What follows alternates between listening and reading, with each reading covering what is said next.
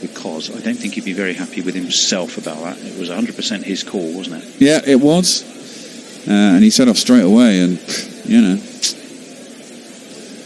Well, the much discussed Marcus Stoinis. Well, there you go. They have decided that Maxwell's the finisher, haven't they? Because they've dropped him down. He's at the moment, the top he is 6. And it is going to be... They begin with A, don't they? All angles. It's this man.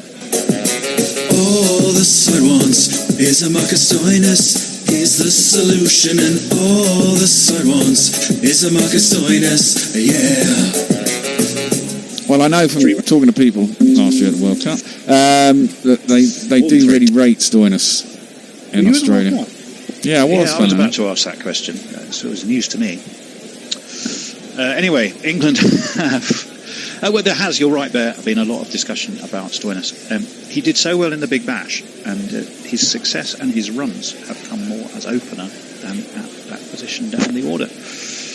In comes Mark Wood, and that one is quick.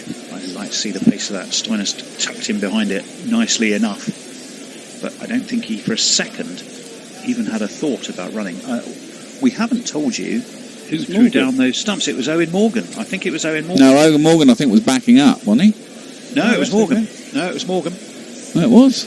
It was an absolutely fantastic piece of fielding, and there was no doubt in his mind that he'd got his man. Well, there's no doubt in Steve Smith's mind that he was gone either. So he's captain. Well done, Captain Morgan. He's captain fantastic, isn't he? Fantastic. He is. This one is cut straight to point. There's no run. We're going to have to change our commentator at the end of this over. Ball by ball debut for the seer point, the wise owl, all the way from Singapore. Ball by ball debut, Dutter, for the seer point. So we're looking forward to that. Stoinis yet to get off the mark. 2 balls he's faced. Aaron Finch, 18 off 30. We're looking forward to that. All around Aaron Finch. Yet to get off the mark. 2 balls he's faced. Aaron Finch. Looking forward to that. Warner around Aaron Finch. Kerry came in early, he was gone for Wood, and then Smith run out. Oh, that one is flicked away down past a dive, a despairing dive from Butler, and he'll go for 4. So that one is Stoinis away down past a dive, despairing dive, nicely, just feathered, didn't need more than that. Let the ball go, flicked off the dive. Game effort by Josh Butler, but wasn't able to just feather. 34-3, we're halfway through. Over. Game effort by Josh Butler. Himself, but I mean, I don't think he needs to. There would have been some effort to have stopped that. Woods in again. Is he going to stay on his feet? He still has that slip in place. This one is on the drive, and it's through mid-on, and for that, I think we'll go all the way. So 2 consecutive 4s for Stoinis. It's through. There's not one ball for me. I must have 2 or 3. I need 4. Consecutive 4s for Stoinis. I thought, who's the man? Not one ball for me. I must have 2 or 3. I need 4. We'll have a look for you. Oh, he dived over it. He did. And I think it was the same Owen Morgan who just ran someone out, wasn't it? Classic 1970s Scottish goalkeeping, I'm afraid. As he seemed to dive right over the top of the grandstand. The same Owen Morgan who ran someone out. Days. The only one we remember. I'm sure I could remember others. And actually, he was a fine keeper. Wood's going to be in again. That one's full. And away to cover. The only one. Did they take a single chance? No, they didn't. No, they didn't. Wood's going to be in again. That one's full. Another crazy run. I don't think Australia is well placed to be taking a single chance. Anyway, that I think will be me for now. I might be moving into social media duties, and the next voice you hear will be Anindo Dutta. Welcome, Anindo. Good afternoon. Good to be here. Oh no, you know what? There's one more left from Wood. Yeah. We were seeing such a flurry of replays, it completely fooled me. I need to write to Sky and say, don't put replays on until the end of an over. Mark Wood again. This is the last ball of its over. This is pulled. It's pulled to square leg. It would be a single. Owen Alley's the man stationed there. And it's 9 for Stoinis. 18 for over. 39 for 3. And after a full start, this time it really will be Anindo Dutta. Thank you, Johnny. It's been a bit of start of contrast, right? I mean, the first couple of overs, first 3 overs even seemed like Australia was batting on a cloudy morning it's been a bit of start of couple of overs. Suddenly Finch goes on the offensive, and Australia it sort of turned around a bit. Cloudy morning. I think this is quite a good fare for Australia to make the most of the next few overs, because the power play is gone. Yep. It is, and it's very unmistakably in England's favour. Absolutely. 39 for 3 at the end of 6. Adil Rashid comes in for the 7th over. 39 for 3. Very eager to get going. Comes in for the 7th over. He's been nicely teed up, hasn't he? Yeah. England's pace attack. Very eager to get going. And he did well in the last match. Eventually, he got caned for one massive over, didn't he? But then he hauled it back. Well, that's a leg spinner for you in T20, right? Eventually, after a little while, you just got to make a difference, because people don't look at your hand. True enough. Eventually, after Rashid into Steiners. Driven nicely, but only to bit off. Rashid into Steiners. Done by Archer. Driven nicely, but only to bit off.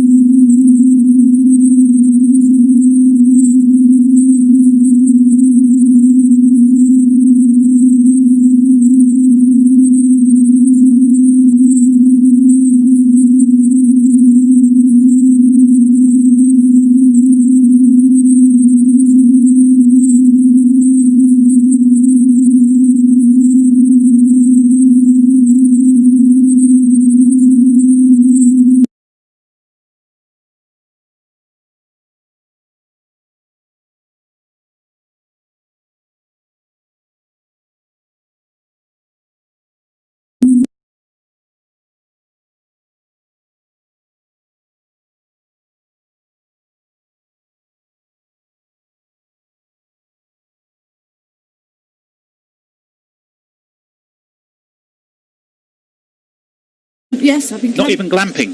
I've not even been glamping. So Oh, Lord. I mean, I know the result, and that's about all I know. Not even glamping. And I've not even watch been glamping, so on repeat Warner being out. I know the results, but and that's that's about all I know. I mean, you just kept watching it loads of times. Absolutely, yes. Right. But I haven't seen what the pitches have been like at all, and so I have no. And I've just come back from work, so I'm sorry. I don't know. I can't help you there. Well, it is the same pitch. Diane Milan had suggested that might well mean sort of the anticipation of lower spinning conditions, such as might be faced in Asia this coming winter. So there may well be a logic there. Weather, of course, is going to be dry for a day-night game in Asia. Well, that's about as much as you can hope for. Yep. It's quite humid as well, though. It's quite humid. It'd be interesting to see how very it humid goes. here today, where I in my little Yeah, neck of same here. the world. Finch was saying that he wanted to bat seconds. He thought the other night he got a little bit skiddy. He came onto the bat better for the second innings. It's a funny one, actually, this game, because it's, yes, you can talk as much as you like about it's not a dead rubber, the series being won and lost, and it is the world #1 position up for grabs. At the same time, both teams wanted as much as they could, and indeed did stick to unchanged teams for the first two, and now is the time to give a few other players a run out. What do we think about those Australian team changes, Beth? Teams for the first two. Yeah, well, I do find it odd. I guess they want to give some other people a chance. Maybe they're going to try and switch things up for the ODI series. Do management feel guilty about dragging people over and sticking in a bloody bubble and think that everyone should have a game? Well, they didn't worry about that over the West Indies, did they? Or the West Indies. No, I don't think that would be the case. I think the opportunity is it will be both teams desperately wanting to win. Well, Australia will never want to lose 3-0 at anything to England. If it was a series of tiddlywinks, they would win it, wouldn't they? Well, that makes Warner. Well, I suppose Warner hasn't reached. No, he got runs in the first. I mean, he had a corky ball off Archer the other day. He scored runs in the first one. If you want to win, I'd have Warner in my side. To be fair. Yeah, but he was rubbish in England last, wasn't he? Yeah, but that was test matches. He was really good in the World Cup last year. Crikey! He was a run machine for the first 4 or 5 games. Anyway, it's very much the B team taking the squad for England, not because it's the lesser players, but you've got Banton and Bairstow who are opening. Anyway, it's very much the core team taking the squad for England. Whose legs is that also? We can see strike winners scoring their mark-up. We'll come back to that in a minute, and we'll check out the batsman first.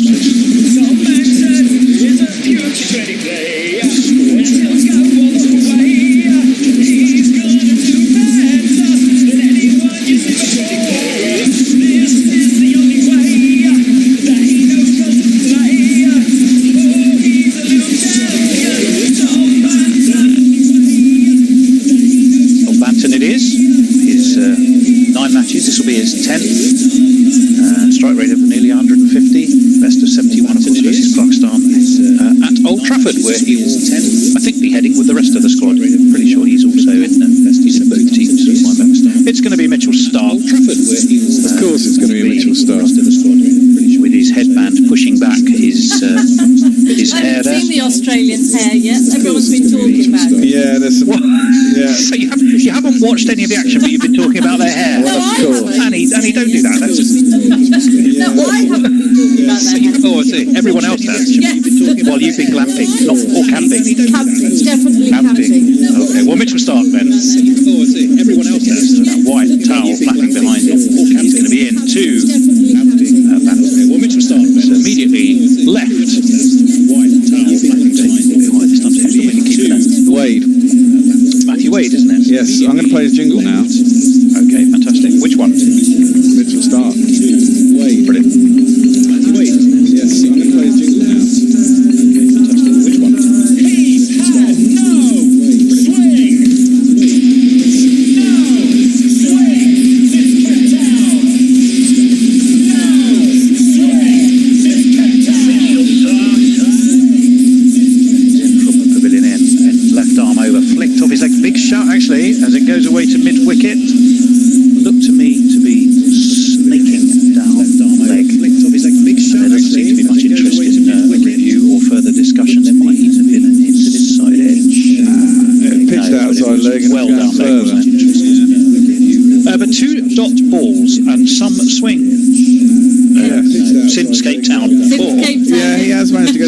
for Mitchell Stark. So Banton looked very good in the Pakistan series. Yeah, he got that 77, I think he got, did he? I mean, I think he's a cracking player. Well, funnily enough, you would. That's the one I said. Now that one looks more likely to me, given as not out. I think that was going down leg again. But Aaron Finch says, well, look, you've had one. This one, I'm going to stamp my authority all over, and we'll have a look at that, please. He doesn't look too convinced. I'm not too convinced. I think that hit him outside leg. I think. It was pretty full, so it'll be interesting. So I must admit, I'm sitting on the fence on this one. It's pretty full. Your two other gorillas. Was that a hint of inside edge as well? I think that's a hint of inside. Yeah, I think that's an inside edge, and it hit him outside the line. Not even a hint of it. David Milnes is the third umpire, and we rather feel he will go. Thanks for your interest, Mitchell. But let's just move on. Yeah, that is that.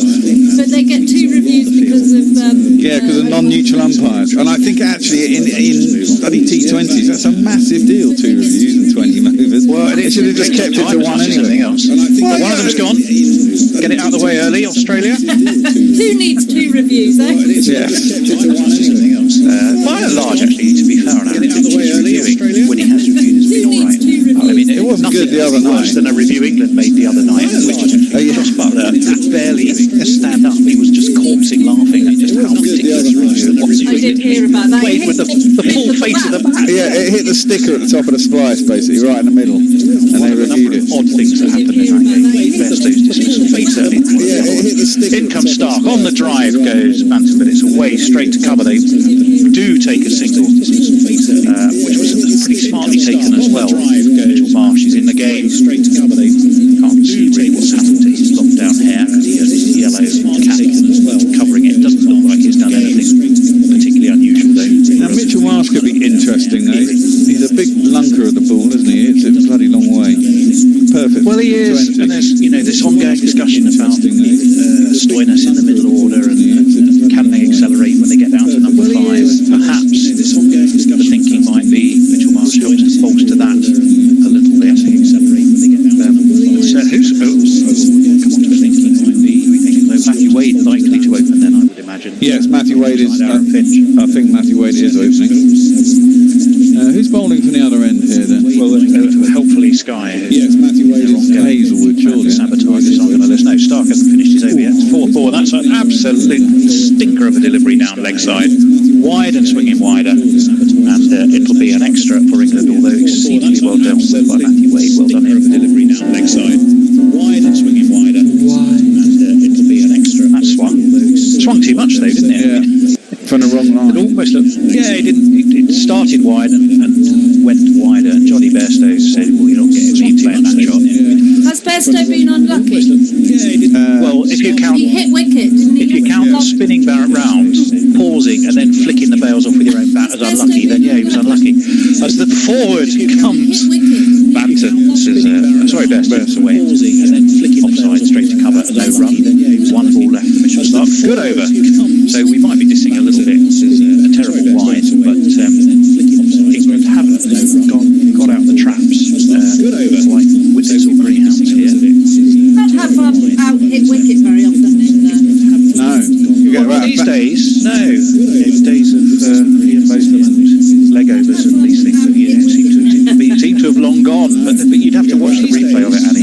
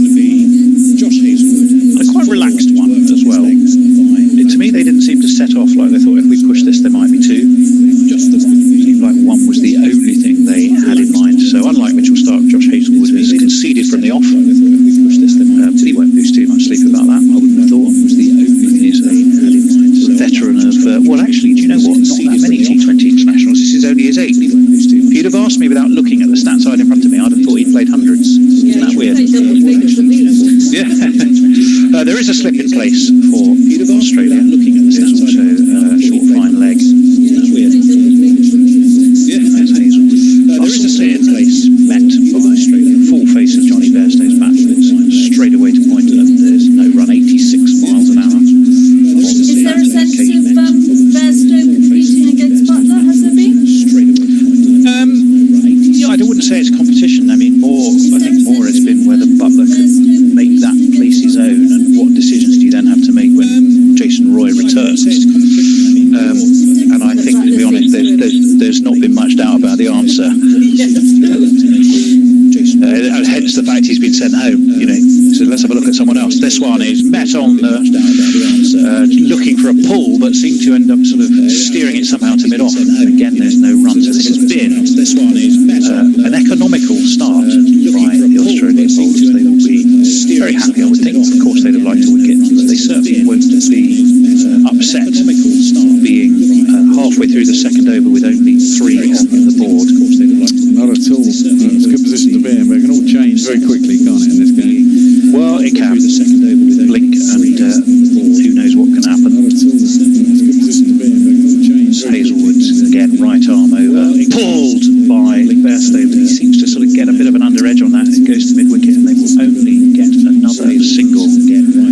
Well, so we were probably expecting a Bear. Sorry, you were probably going to say this. Speed a slightly slower wicket. Well, yeah, I was just going to say this is 3 games in a row on this wicket, isn't it? Is it the same wicket? It's the same wicket they used definitely the other night, and I think they used that wicket. So a third use wicket in 6 days for a T20. I mean, a Test match that would only be what, a day and a half. So that'd be sweet. But Hazelwood in again to Banton. Banton gets the edge.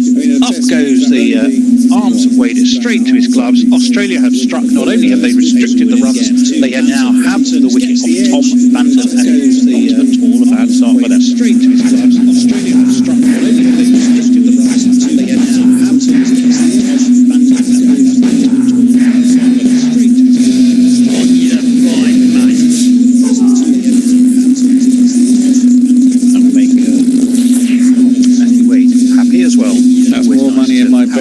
Early doors, isn't it? Yes. It's sad because it'd be nice that it can take time to get going. He does though. Well, this is rather an academic discussion there. As beautiful as he may be, we'll have to wait for the ODIs. The next sight of him. Good start indeed. This for Australia brings the man of the moment, really, I think, for England. Dawid Malan next season. He's averaging, of course, over 50. Highest average for T20 cricket at the moment. Another classy player. And let's have his jingle. Introducing the next generation, David. That's not my name. That's not my name. That's not my name. That's not my name. Dawid Malan, congratulations. Saw England home, of course, the other night in partnership with Butler, and he has done everything that could possibly be asked of him, frankly, Annie, hasn't he? Yeah. Well, yeah, you can't drop him at the moment. Trying to not be the traditional spare part. You really have to do that. He's Hazelwood's going to be in to him, and again, that's a good ball, good length. Malan gets a bat on it, but it's away to the offside. So a terrific over for Hazelwood, a successful over. 1 for 2. That was the wicket of Tom Banton, who was looking to drive, feathered the edge, Wade did the rest, and good start for Australia. Annie, what have we got? Yeah, what the team says, Mademoiselle Annie, Lord Fair, Legendary Tony. I like that. Sounds good to me. Jay Graham says, Tony, due to residual guilt, I reread your articles. I stand by my original point. You also familiarise yourself with semicolon, just as Tony. Okay? I don't know if Jay was following last night's Twitter conversation between a number of people, including world-renowned authors, I might point out. Was it with like there is now quite a spectacular Jeff Perkins jingle about my overuse of exclamation marks. It's worth listening to at some point. Stark in and met on his toes by Johnny Bairstow, who probably in the back of his mind went out there thinking, well, I'm not sure my position is in danger, but I need to get some runs on the board here.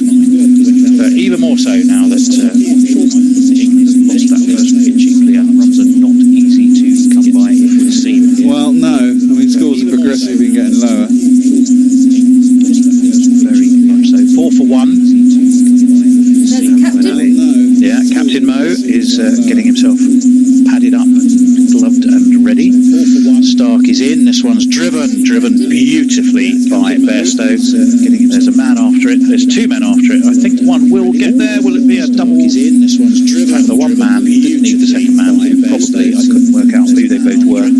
One was Kane. One of them had a completely useless journey, and the other one did all the work. One of them was wearing yellow. That's Kane. The other was wearing yellow. It was Kane Richardson. That's Kane Richardson. But I think he was holding the ball when he actually hit the thing. He held on to it too long. No, I think I think he's all right there. Possibly. He's just all right. It was Mitchell Stark. He was the other. I think it was fast bowling. So he's holding on to it. But then he touches it again as he's throwing it away. And it's a question of when he touches that, there, goes out. He's fine. Nah, he's fine. He misses it there. You're a hard man there. You're just just like it to be correct, Tone. Huh? We do need more runs. I haven't put a bet on yet, though. Oh, well, I have. I won the first one. Well, Dad Milan will use face just the one ball so far. He's got Mitchell Stark to deal with. Full again, and Milan just plays this down into the ground. Now, I saw the one criticism that people could find of Dad Milan, if indeed it is a criticism, was he's a little slow to get going. And by slow to get going, he tends to take 10 balls to get to 10 runs. Which, of course, in this day and age is considered as slow to get going. Probably taking a bit too long. Then goes on to big later. Well, and that I mean, I saw was very much his argument. Well, yeah, that would be my argument. But all these T20 purists now, they all go around the stats. You've got to start at this rate, and you've got to go off and swing it. Andy will be on. He explains it. In comes Stark, pulled away around the corner beautifully by Milan. That is going to go for 4. First one of the innings, isn't it? Indeed.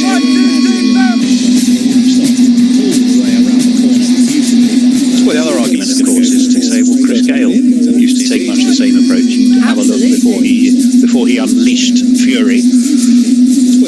Surely you've got to get your eye in still. You must have Before he unleashed fury. The top players now have just such remarkable hand-eye coordination. The pressure to put runs on the board is so great that it is slightly frowned on, isn't it? Just any kind of playing yourself in. Pulled! I don't think he's got enough. He hasn't. It's up-ish, but it drops short of the man at extra cover. And we'll have a look at a close-up of Steve Smith, who's puffing out both cheeks because Milan has survived. You risk doing that, though, don't you? Well, you do, and that's puffing out both cheeks. Yep, it was never really going to make it to the fielder, but it was a bit late on that, wasn't it? It was, of course, Steve Smith. No wonder he was just he's having a look at Milan again. I think he got away with one there. Milan could probably look back and go, well, if he'd been standing a bit closer, mate, you'd have got it. Flicked down, looking for the flick down leg. It's going to be given as a wide. Again, just looking to swing that ball from leg to off out the ball. That's the left-handed Milan, and just going a little too far. Swing down leg on that occasion, which will start number 10 for him. Hazel, that's the successful wicket taker. Too far. 5 balls into the third over. Successful wicket taker. There's a little stuttery beginning to his run, doesn't he? Seems to get his feet set before he goes driven a little outside edgely down to third man, and it will only be another single. So none for 11 from 2 from start. 13 off 3 for England does not look like a Ferrari that's being coached out the garage, and he does it. Is that Jason Roy? That is Jason Roy. Oh my word, look at that hair. Coached out the garage. He's decided to come out and worry Milan and Bairstow just by his very presence. What's his I'll tell injury? you what, I don't like T20 very much because you don't have time to read the tweet. Okay, Can I go. read the tweet? Yes, get in. Please do. Pirate Bachelor says, evening fellow raiders of the cricket high seas. Australia, having been a bit subpar in the first 2 matches, will they, much like Ireland in the third ODI, find their sea legs and plunge the England hulk? And Ferrong says, evening all from Dhaka. Hazelwood in, and that Milan was looking to pull to leg, and it ended up going off his body down to Bagwell Point, I think. Big inside edge, I think, onto pad. Well, was it? Yeah. Carry on, Annie. Come on, let's go through Yeah, the it says tweets. it's get 11 him. PM Get him out. here, and I'm up for the cricket. Good. Am I mad? Yes, probably.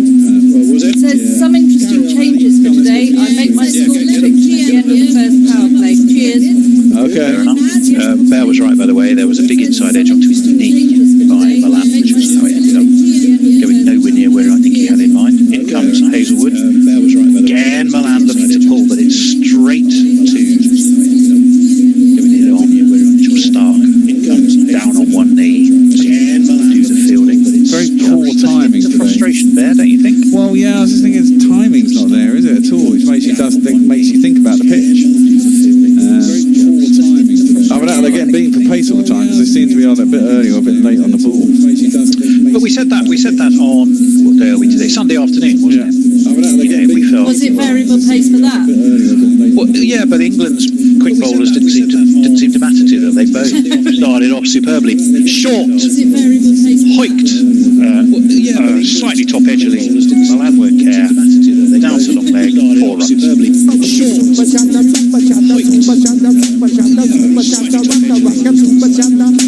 And they did this in the other games as well. They perceived there to be a weakness, Milan, for the short ball, don't they? Absolutely, 100% right. Do we know what Josh Hazelwood's average is, or strike rate, or whatever they measure these T20s in? I can. Runs per 11.5 balls or something. Do we know what Josh Hazelwood's average is, or strike rate, or whatever they measure these T20s in? That one is left alone outside of the off-stump through to Matthew Wade. 2 balls left on the over. The bowling strike rate for Hazelwood has got an economy rate of 9.6 and a strike rate of 21 there. Okay. Any other questions? Anything else I can help you with? Is that purely international? Does that include Big Bash? That's purely international, which is the only information I have without taking my eyes off. You see, I wanted. You know what, Tony Bishop? I actually wanted a Big Bash performance. Purely international, which is the only word you didn't when you asked. You do now. I know, I do now. Well, that's why that's the reason I asked. In comes Hazelwood, and forward comes Milan, pushes to the onside, take a single, brings Bairstow back on to strike. He's not. I can give you his domestic T20 strike rate. Well, that will be the Big Bash. Largely economy rate of 7.56 and a strike rate of 19. 19.1. So yeah, 1 run better in terms of strike rate. Economy rate of 7, and probably 1.5 runs better in terms of. So yeah, I was going to say, I don't think he plays that much. Any other questions? Well, he's not really first pick, is he? He's a very good test bowler. He's going to be in. Right arm over again. Pulled by Bairstow. There's a man riding that deep mid-wicket boundary. He's going to be in. Right angular Marcus Stoinis. He's got a very round face, though. It's weird. He's telling us strike rate isn't measuring runs, which is true, but it is 19.1 versus 21. It's balls, isn't it, of course? It's balls. It certainly is. There's a difference between 19.1 and 21, whichever way you Going up look to at it. tweets, unusual dismissal says, happy the butler is playing, not for any cricketing reasons, I can't get his jingle out of my head once I hear it. I agree. I'm going to play it anyway, then. Oh, and MJ Noster says, can we have the Jocelyn Butler jingle to celebrate his birthday? Is it his birthday? Anyway, then. Oh, is it his birthday? If it is, I'll play his jingle. Oh, in fact, we got a jingle for that too. That's what I've put his notes away, so I can't tell you any. I thought that was Well, yeah, no, I haven't it written on my heart, you know. There will, I know however, Triscothic. there will, however, be a new jingle needed because we have a change of bowling. Richardson after this. There will, however, in comes Richardson, pulled to mid-wicket. Again, Stoinis is fielding. And there will be just a single. 21 for 1. England have moved on to number 2 from Richardson. So he just a single. They must have taken 2. Indeed, let's have his jingle. Let's have his jingle. Hey, there, Kate, don't leave off hanging off your line. That's why you do not get caught up for the test squad. Well, that was an extremely ugly shot by Johnny Bairstow. In attempting to pull it to leg, seemed to take his hand off the bat as well, and it just sort of bumbled its way to short mid-wicket, and there was no run taken. In attempting to pull it again, Australia are keeping up a tight and relentless line to restrict England's run making. He doesn't want to swing his bat too much. Oh, we're looking at previous Bairstow dismissals. Thanks. Yeah. Literally about There it is. the schoolboy error. He doesn't want to swing his bat. That one was live. He was looking to ramp it. Wade suddenly thought, hello, I've got something on that. He didn't. The umpire wasn't interested. Kane Richardson wasn't interested. Matthew Wade was probably the only one who thought he might have heard something. The DRS time is ticking down. It can tick away. There's no chance that he's going to take another look. He might have heard something. The DRS time is ticking down. Well, when you look at it like that, what did you see, Bear? I saw potentially did get the tiniest inside edge onto his body. Ooh, His possibly. elbow, didn't it? Yeah, well, it's either glove or elbow, isn't it?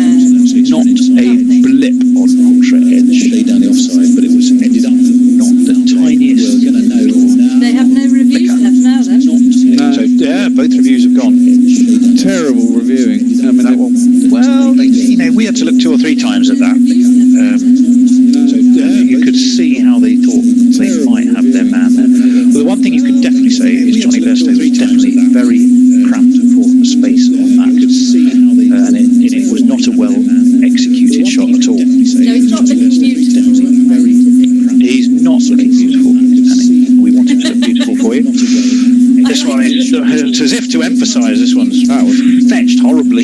That was ugly. It was ugly as anything to mid-on. No run was taken. 77 miles an hour, so a little bit less pace from Bridgerton than we're seeing from Stark and Hazelwood. But that was a real hoik. It was a hoik. Ugly hoik. Sign of a man who's looking to try and get things moving, and it's really not quite working. 21.1. We have one ball left of the fifth over. This one he does get hold of it. It's away past backward square. There is a man down there. We know who that is. The man filters angles. Marcus Stoinis. They take a single. It's the end of that over. I think we are due a change in the commentary box. We are. Yes, I think I'm staying, so I'll carry on. Andy, you continue relentlessly onwards. Andy takes over ball by ball, and it's a warm welcome to him and to Gary 999 Naylor. And I will see you Tony. Andy, you continue relentlessly From onwards. Hot Mic, we've got Brian Cusack saying, afternoon from the bus drivers breakthrough. England pressing for a win to get the number one position. Question mark? Yes, I think they probably are. Brian Barish says, good day, cricket friends. Both county and the Gorillas are keeping me company during a day when my anxiety is creeping pretty badly. Enjoying the commentary to keep my mind off it. Go, Brian, stay with us. This is T20. It's not supposed to be comforting. It certainly isn't. It's not. It's Not comforting for England at the moment. Here comes Hazelwood again. It's Milan. That's finally got hold of one. Down towards square leg. There is a man there. Comforting for England at the back on that one. 24 for 1. Hello. England reminded me a little of Tom in that Tom and Jerry cartoon where he thrashes about a golf ball in a bunker and keeps hitting the sand, and occasionally hits the ball and it sort of plops out 10 yards or something, because they're really trying to hit the ball rather too hard and they've got no timing. Well, this is because people have been criticising Milan for not getting going soon enough, obviously. I think the Bairstow's the same. He does have a tendency to get that bottom hand through a little bit, and I think if they just sort of took some of the tension out of their shoulders and played through the ball instead of trying to thrash the ball, they'd be doing rather better. But far be it from me to criticise England's white ball batting, which has been sensational for a few years now. But they just need to get the heart rate down below 160. I think. Sensational for a few years now. Yeah, Bairstow looking totally out of sorts so far. Here comes Hazelwood. Bairstow steps across and gets something on that. First leading edge. Umpire says not out. Australia has no views left, so let's move on. Yeah, that's one of those instances there where if he was given out, Australia might have reviewed to try and keep him in. I'm waiting for someone to do that with the batsman. I don't think you're allowed. Australia might have reviewed. That would be something though, wouldn't it? Little test for the rules. Oh, Mark Zip says the tedious work of tidying up the rubble. Okay, let's see if Hazelwood can tidy up Bairstow. Bairstow steps away. It's a full toss and drills it to mid-on, but there is no run. I like your clever link there, and very good. Those years on Clearing up the hospital rubble radio after weren't wasted. yard sale, marginally improved by Gorilla Cricket. If you could please ensure an exciting game, I'd really appreciate it. Now here's a free hit. I think Hazelwood has overstepped. Bairstow is on 9 of 16, which is not like him at all. But sometimes a free hit is just what you need to get you going. I think Hazelwood has overstepped. Bairstow is on 9 of 16. But sometimes a free hit is just same field, 5 up on the offside, 2 back on the leg. Let's see what Bairstow can do with this. It's another full toss. He has another hoik at it, but he has got it down to long leg. Is there going to be anyone there? No, I think he's got 4 for that. Relief for Johnny Bairstow. It's me, Sashi.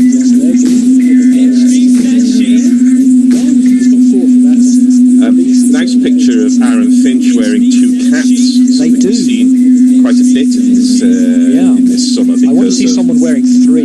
Yeah, but I remember Sebi Ballesteros playing, I think, at Royal Lytham and St Anne's, and he played a whole round wearing 2 hats. And when he was asked by the interviewer at the end of the round, Hazelwood is in. Bairstow, yep, he's got hold of that one as well. As I said, the 3 hits loosened him up. Clump that one in front of square leg for lower ball. The number of the day. Could ask for more. The number of the day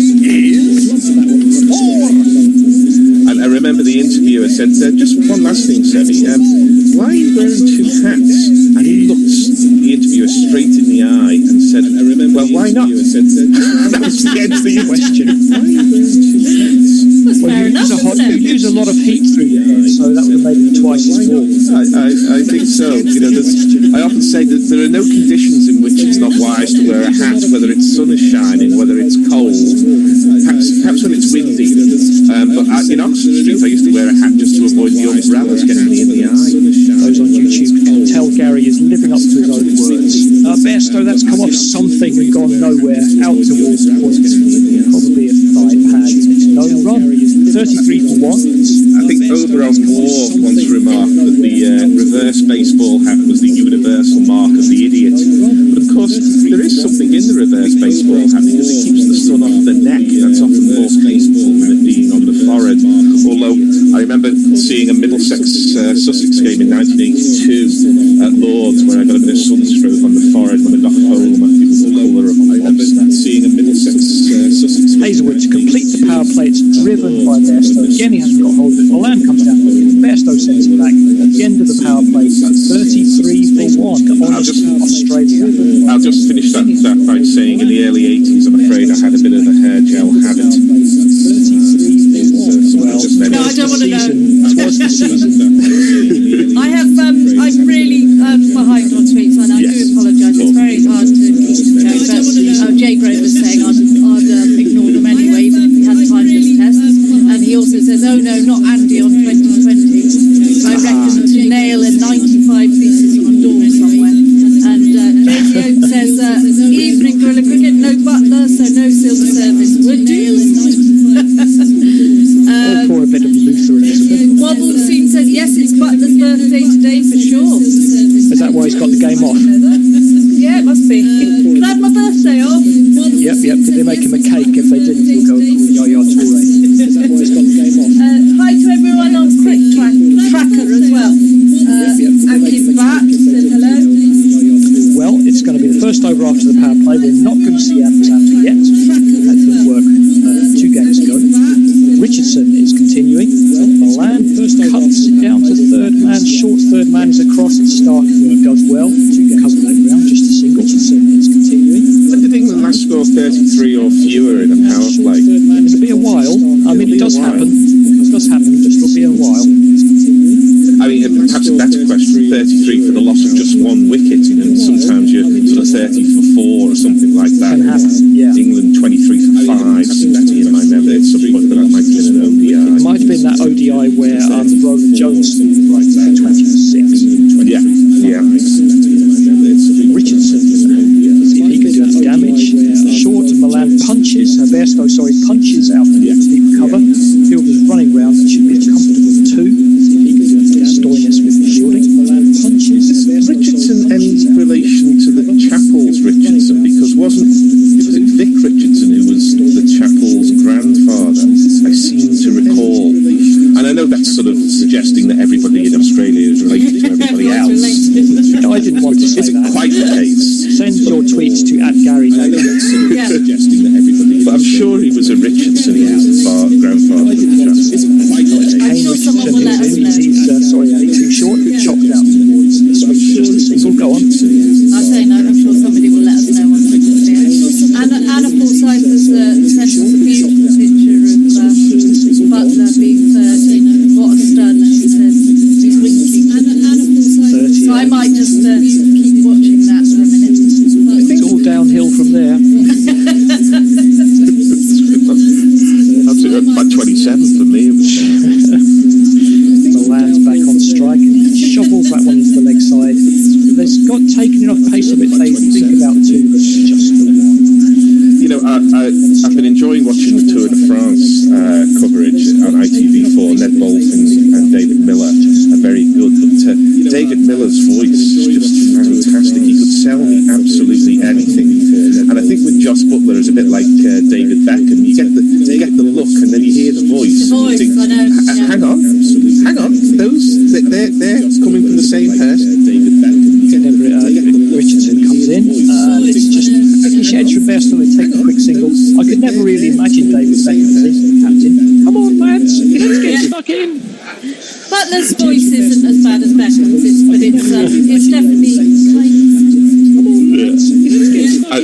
occasionally, if I can't get to sleep, I just find a YouTube clip of Richard Burton reciting some lines from Shakespeare or That's enough.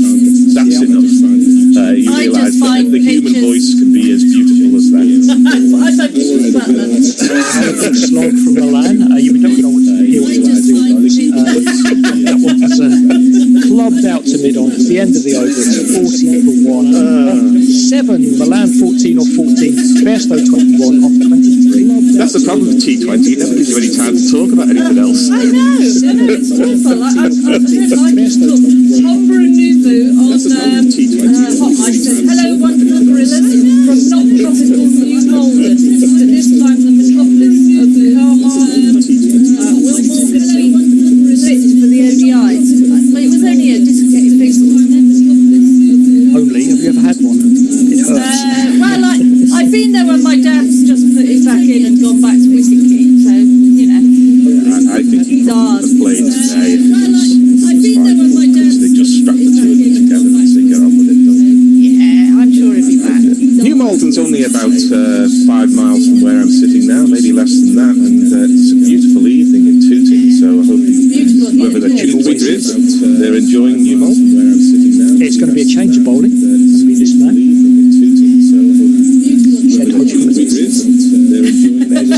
Oh, there he is. Chris. Ashton Agar, can he tweak it? Ashton Agar, no, he can't. Tosses that one up, and Milan sweeps down towards. And the fielder's just batted it back in. Sorry, our picture went a bit slow motion, so it's dying. Ran around, batted that back in like a cat, and they picked up 2. But you're saying T20 is so quick, Gary, but the other night you wanted it to be speeded up even more. Yes. Not to do fielding, but you're saying T20 is so quick. Yes, I'm not keen on the endless discussion of whether but at least it gives us a chance to Yeah, I mean, I think there is that. That Hazelwood fielding, it looks more like he's playing tennis there, doesn't it? I think it was Andrew Miller was doing his cat, bowling table tennis balls at his cat. Like that. Agar, such a quick ball. Sorry, I'm just joking. Reverse swept by Milan. Nice shot, gets that behind point 4. Agar. 2 plus 2 is the remember. So Milan's gone with 2 sweeps off the first 2 balls. Agar. Quite enjoying Agar. Yep, this is his opportunity to get that strike rate up after his 2 sweeps to start, as he did in the first game. Certainly was able to accelerate late to get that strike rate up after. Eyes on an Agar plate at the moment. As he did in the first, Agar comes in again, shorter, clipped into the leg side. He got 1. Agar's after it, but mid-wicket's in quickly enough to get to 1 again. I'm not sure about Agar's shaved head. I mean, he can't still be the sort of 18-year-old boyish prodigy with that heartbreaking 98 on debut. But I think the shaved head is rather wasting his relatively still youthful good looks. Right? Well, you think he's probably got a load of hair and he's just shaving it all off? Yeah. Really? I mean, he may a touch of male pattern baldness, but I don't think he's the full. A mine there. Well, what can happen is you give yourself a lockdown haircut and then you find yourself in no man's land like I am now, where it's all the same length. I have to grow it out a bit before I get a proper lockdown haircut. Agar is chopped away by Bairstow down to the third man. He does fumble it, but it was no run. By the way, I'm very much aware that listeners may be seeing the irony of me talking about players' voices and looks, given what they may be seeing on YouTube. The irony of me talking about that one split the 2 close fielders. Rather fortunate from Bairstow. He had a bit of a swish at the outside of stump. It absolutely bisected them and it bounced away. Split the 2 close fielders. Rather fortunate from Bairstow. He had a bit of a swish at the outside. Not 1 ball for me, and a snap 2 or 3. I need 4. Wellington seemed to be targeting Agar here to get them out of the doldrums they were in before. Well, this is where hitting the ball hard or trying to hit the ball too hard has got some utility because they've got to generate the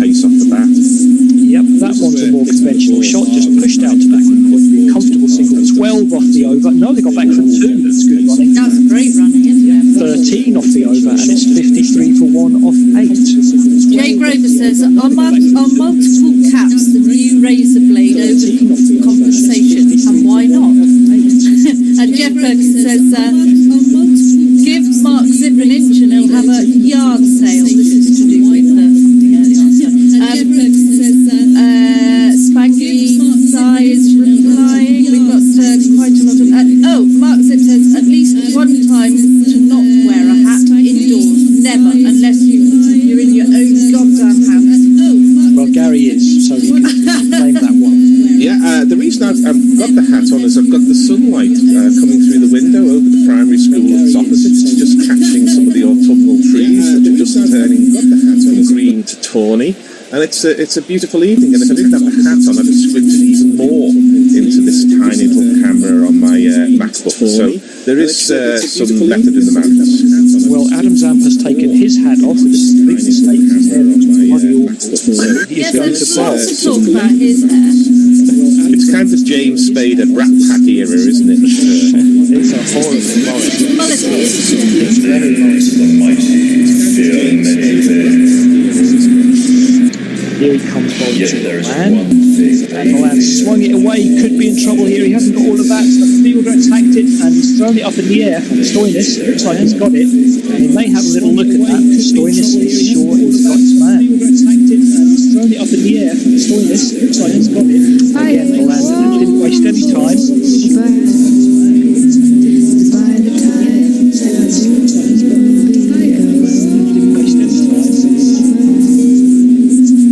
Hit with a spin, but that may have just slid across him a little bit. Yeah, Stories comfortably. Yeah, well, Stories will be happy with that, because if you've seen the test, the Netflix documentary, or was it Amazon documentary? Can't remember. On the test that follows the Australian team in the aftermath of the Cape Town ball tampering. There's quite a bromance between Stoinis and Zampa. You know, they're very much best friends. They're all touchy-feely and everything else. He's perfectly fine. There's an element of playing to camera, and of course these things are determined by the editing, they're determined by what actually happens in front of the camera. But did anyone read the article on Zampa that I read on the BBC website? I think, and all the things that he brings on cricket tour with him. Well, he had a bit of a coffee fetish, I think. Food and coffee, basically. Yeah, he's very vegan. The Australians call them rare, which is Australian for gay. No, sorry, that's my interpretation. Rare, which is anytime they call each other rare, you can just substitute in the word gay, and it matches completely my interpretation of the way they're talking. Anytime they call each other anyway, rare or well done, it's Zampa going to do this time. It's the batsman's spinning. Just click that in the quick side. That may be Bairstow cross. Well done. Yes, that was. Didn't Shane Warne take suitcases of baked beans to India? Wasn't that Jack Russell? Jack Russell would be tea, wouldn't it? Tea, yeah, take suitcases and Weetabix to India. Like Gatsby's Branston's. But Zampa takes all kinds of. I mean, it's all really. He gets He took a microwave with him so that he could get. You can tell they don't carry their own luggage. So he gets food, frozen vegan food sent in every day. He said he only packed 3 t-shirts so he could fit all his food in. So he gets food, frozen vegan food. He's got a slip in. Driven nice and by Billings past point, but Mitch Marsh dives on it. Slip single. Driven nice and by Billings past point. 55 for 2 in the 9th over. Bit of a rebuilding job after a very tight start in Australia. It's a long tail, isn't it? It's Tom Curran at 7. It's been a long tail the whole series. They've got away with it in the previous 2 games. Just the first long tail, isn't it? It's Tom Curran. Shorter and clipped to the leg side by Bairstow. A bit more comfortable. They'll pick up another easy single. Is it Denley coming in next? Mowing and Denley are the 2 remaining specialist batsmen. It's interesting, Denley again. Yeah, it's not exactly one for the future, is it? It seems strange when you've got Milan's wrist spin to still be picking Denley, because Denley's wrist spin is a useful option, but you don't need it if you've got Milan's. It seems strange when you've got Milan's wrist spin to still be picking Denley, because Denley's wrist spin is a useful option. That's the other one. Goes into the more T20 I mean, we forget really that Denley got into the England setup primarily because he was just about the most effective bowler in the blast in sort of 2016-17. Wickets in an early T20I against West Indies. Yeah, I mean, he bowls very accurate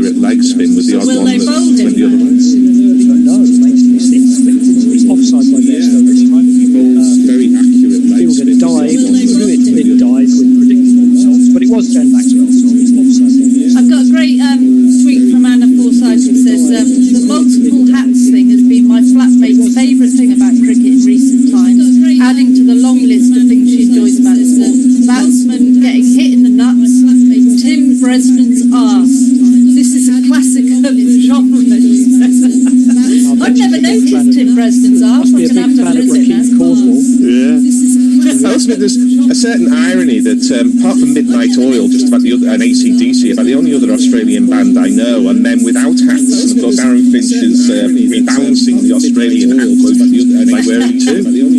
I saw Midnight Oil when I was in Australia. Oh, well, there you are. They got coming in. And that's the backward miles all went nowhere. There's a big switch. Did you see Bon Scott era? No, a bit late. I would have been much too early. Yeah, I'd only been about 12. Did you see Bon Scott era? I remember when he sort of died, but He sort of died.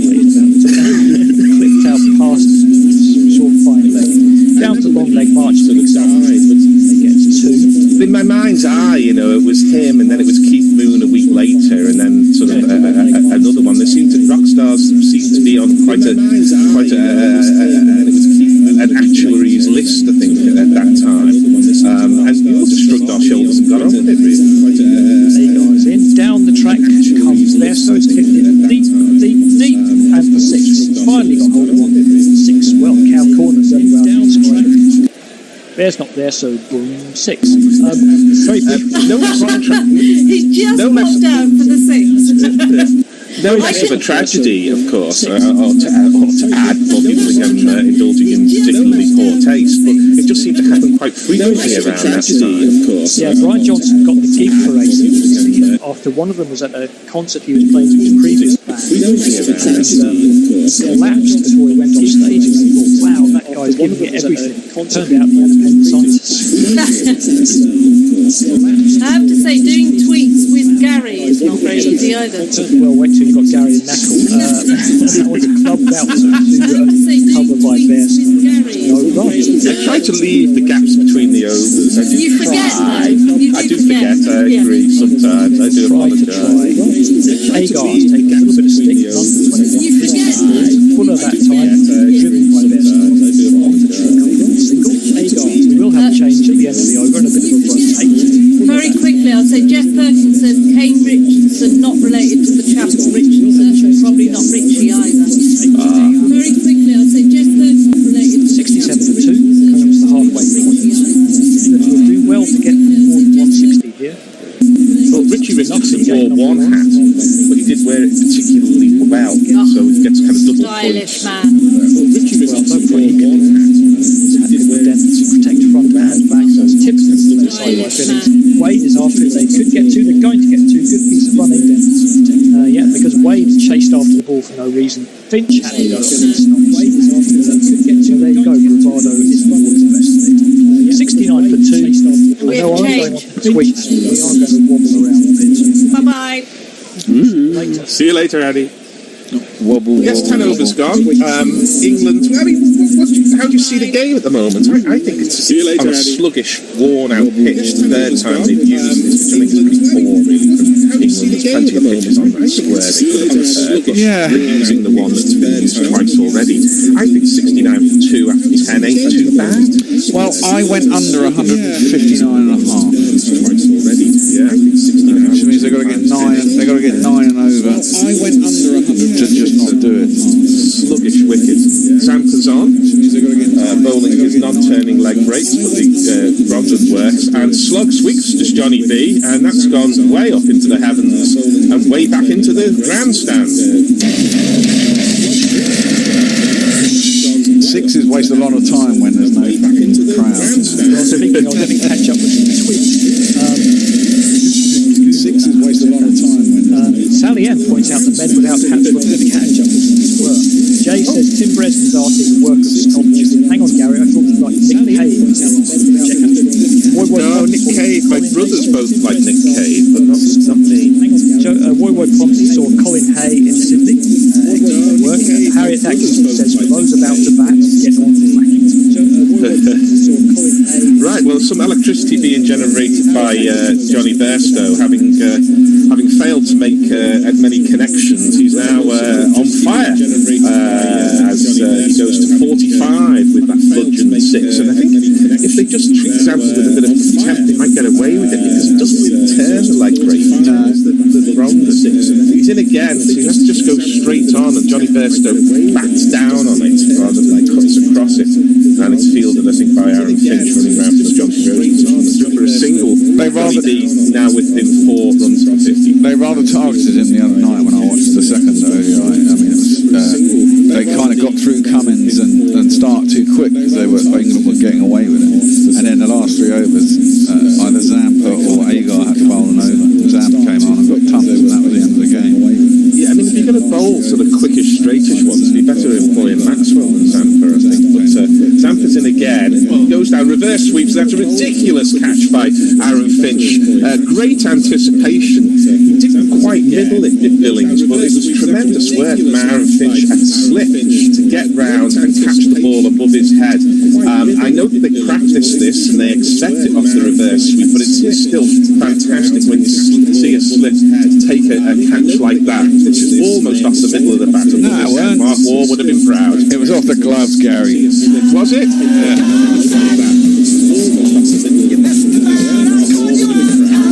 I'm pretty certain that came off the gloves. We'll probably get another look at it. What's that Australian band doing now? Was that I'm pretty certain. They were definitely Australian. Yeah, it must have been. Here we go, replay. And yeah, it's off the gloves. It's almost a little high on the splice or something. I still think that as a slip, the trajectory of the ball that you're expecting is from the outside edge and sort of looking down rather than off the gloves from a reverse sweep going up. So maybe I'm over praising Finch for that, but I still think that was a great bit of anticipation and execution there from Aaron Finch. Yeah, indeed. It was Billings who was gone, and so the next man in at the crease will be the skipper. Indeed. So the next man I like it too much. Move over, I'm the one hairy dish. I love unconditionally. It's Moeen Ali. It's about 12. It's Moeen Ali, and he batted beautifully to get himself into a bit of nick, and then spoke very honestly about the fact that his confidence had been low, but it's on the way back. So let's hope that he can continue that. It starts off just by blocking the stand for 2 short extra no run. He can be really destructive when he gets something. It's good when he gets going. It's Mo. Well, Zampa was rubbishing. He's got 2 for 12, so what do I know? He's in again in Zampa and rocks back, does Moeen, and just pushes this into the area where Ashton Agar ties up and off the mark. He always looks such a cool customer anyway. That's sometimes quite hard to read Moeen, because even if he is feeling low on confidence and anxiety, or he's absolutely on top of his game, he always looks exactly the same. It's true. Because even if he is, never gives much away. And of course, as you remarked, he's just about as beautiful a batsman as you get once he's timing it. But it's Johnny B now who's going to look to back through, I think, and just pushes this ball to extra cover. And it's the end of the 11th over, a successful one for the Australians. England now 77 for 3. Moeen has 1, Johnny Bairstow has 46, and Adam Zampa, to his credit, has 2 for 13. Grover says he tries to take the piss out of Gary, but his solid suspicion tries on forwards. Boywood Pond, Finch moved fast for a fat lad. Jason tells us Stoinis was available in that last T20. Boywood Pond, Finch moved fast. Peter Boyd, this is the 9th international in 2 months. Stoinis was available with only a handful of TV strips. Balance, Knackle confirmed to the same pitch. Wobble sees Mo Ali for the PM. Jay also wants bonus as well. Derek O, the fully doomed. Yes, Sherbert. That was Wobble see Tony and Sally and Jay. Jay also wants bonus. Thank you for that. And it's Josh Hazelwood back on, and gets a little bit of shape there away from Moeen, but he was dropping a dead bat on it, so it just went to short extra, and there is no run. I mean, there have been quite a bit of, there's been some matches obviously played at Southampton, but you'd expect that in a normal season, perhaps more, and surely a pitch that was used, sort of 8-9 weeks ago could have been renovated and used again. It just seems strange to play 3 matches on one pitch. Played on the edge of the square. Yeah, I think that's a fair point. It seems strange. This ball is blocked by Moeen.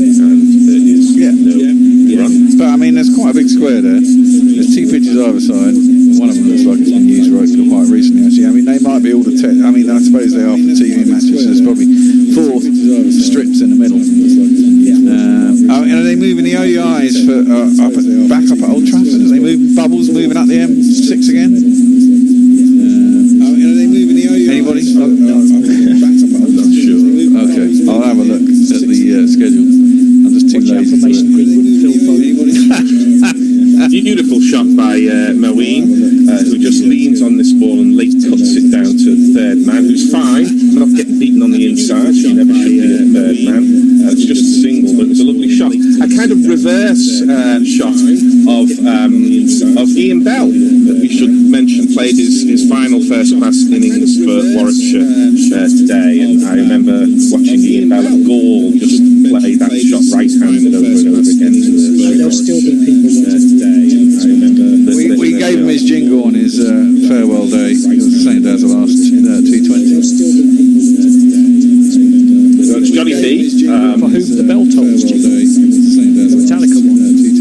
Yeah, I think I played that one as well as another one. But everyone wanted the bell that goes on for 2 minutes one. I was like, no, not that.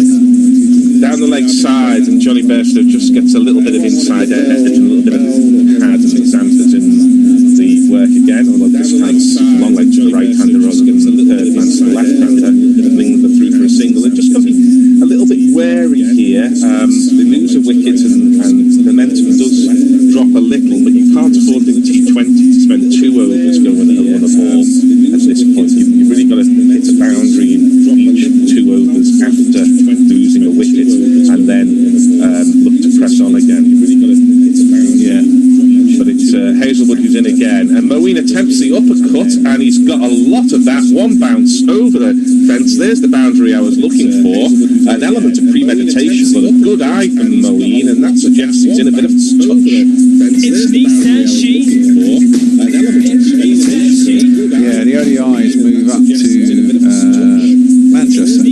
But I mean, what I don't get here, Gary and Andy, is that, basically this is right at the end of the season anyway. So does it matter how many strips you use? I mean, it's not getting played on probably after this, unless there's a few Hampshire games down here.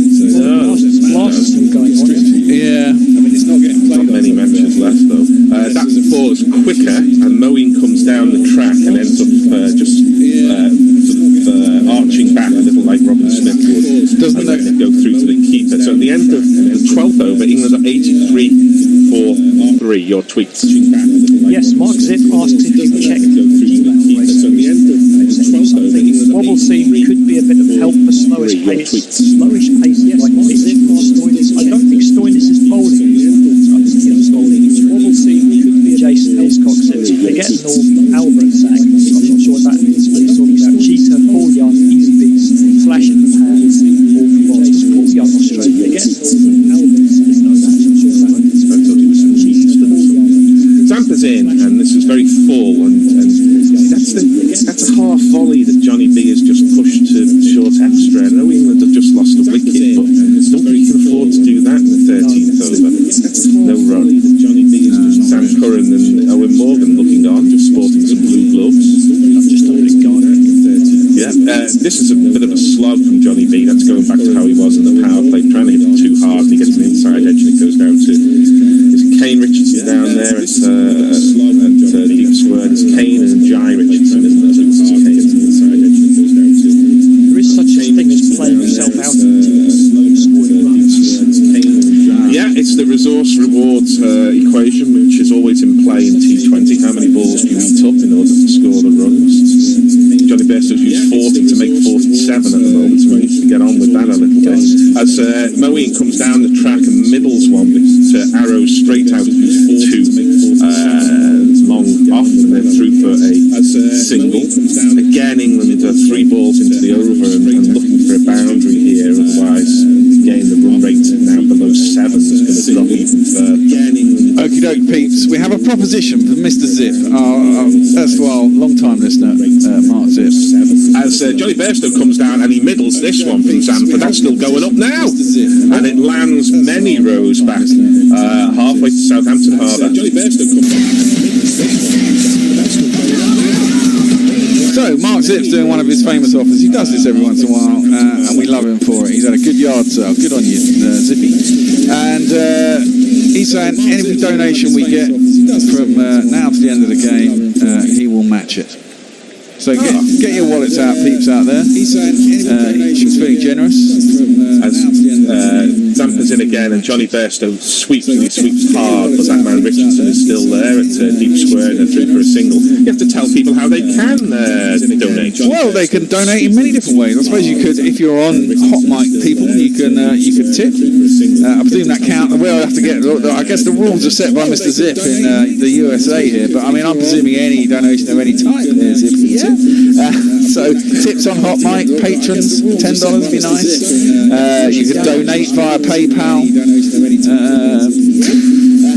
You could tip down. You can't do GPL. It's dead. It's not open. This is just defended. Very full again from Zampa. And again, I think that's a run scoring opportunity missed out there by Moeen. But it's the end of the over. England got the boundary I was looking for. Johnny Bairstow got his 50 through said boundary. He has 54.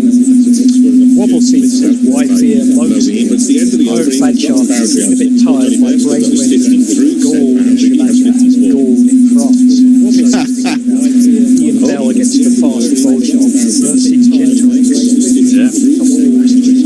Asterisks and omelets. So so I was going to say, so you can donate via Patreon, PayPal, or you can tip us on Hot Mic, and Mark will match it, which is we're very thankful for. Thanks, Mark. I was going to say, so you can donate via Patreon. Jason's been taking the piss out of Gary for a decade, got nothing out of it. One comment to Tony about exclamation marks. It's all about how people react. And Jason clarifies, love is in the air for it's not toast. So this is Ashton Agar who's back with his ears, and that ball is just pushed into the covers, and they go for a single this time. I think that's Kane Richardson with double hats. That ball is just pushed into the. Are they going to give? Is Maxwell going to get going out there with 14 hats? Kane Richardson with double hats. Do they still do that golden hat or whatever they had as the top run scorer in the IPL? Yeah, we were talking about this today. Agar's round the wicket to the left-handed Moeen is the most half-hearted appeal you've ever seen in your life, as Moeen goes for a huge slog over cow corner, misses it, leg by to the off-side. Must be something about this track. Moeen's struggling to get going. Gently struggling. Yeah. Oh, pitched outside leg, didn't it? It looks tired to me. It just looks sluggish and tired. That must be out. Agar's in again, left arm over the round the wicket, and this is slugged high in the air by Moeen. Surely he's going to be caught, but it's a very good catch, because the man who ran out to the edge of the circle at mid-wicket to catch it was actually Johnny Bairstow, was the bowler himself, Ashton Agar. So he sprinted 30 yards to get that, and he caught it sort of half coming over his shoulder. It was kind of big leading edge from Johnny B, and that was athletic and technically perfect work there from Ashton Agar. Well, there's never a mid-wicket in this game. You'll ever see. Never a mid-wicket, is there, Gary, in this game? So the man's out on the fence, so he's probably the closest man to it. Caught it anyway. Yeah, well, caught and bowled. Let's give him a jingle for that one. Never a mid-wicket, is there, Gary, in this game? So the man's out on the fence, so he's probably the closest man to it. Yeah, well, caught and bowled. Let's give him a jingle for that one. Now, are there Bairstow gone for 55, I should point out. Well, perhaps we can talk in the innings break as to whether it was an innings that helped England or Australia. Well, I think he went on. It was over a run of ball at the end. Obviously, you want it to be high. This pitch doesn't look easy. I was just about to say, I reckon a decent score, defendable score might be as low as 140, 145. Well, if England were 94 for 2 at this point, I was going to say, I reckon a decent defendable score might be as low as 140, 145. Yeah, I think the man for number 6, Joe Denley. Well, not really. Apparently, he's quite good at T20, but Moeen facing up as they crossed, and again he's staying left arm around the wicket to Ashton Agar, and some athletic fielding again, this time running the other way towards the vacant short extra to stop that. Yeah, I mean, it's probably anything that goes much beyond a run of ball, especially if you're staying in and others can bat around you. It's probably a piece of things on the wicket. Moeen comes down the track, but he can't do anything with it, and the ball just dribbles off the pad.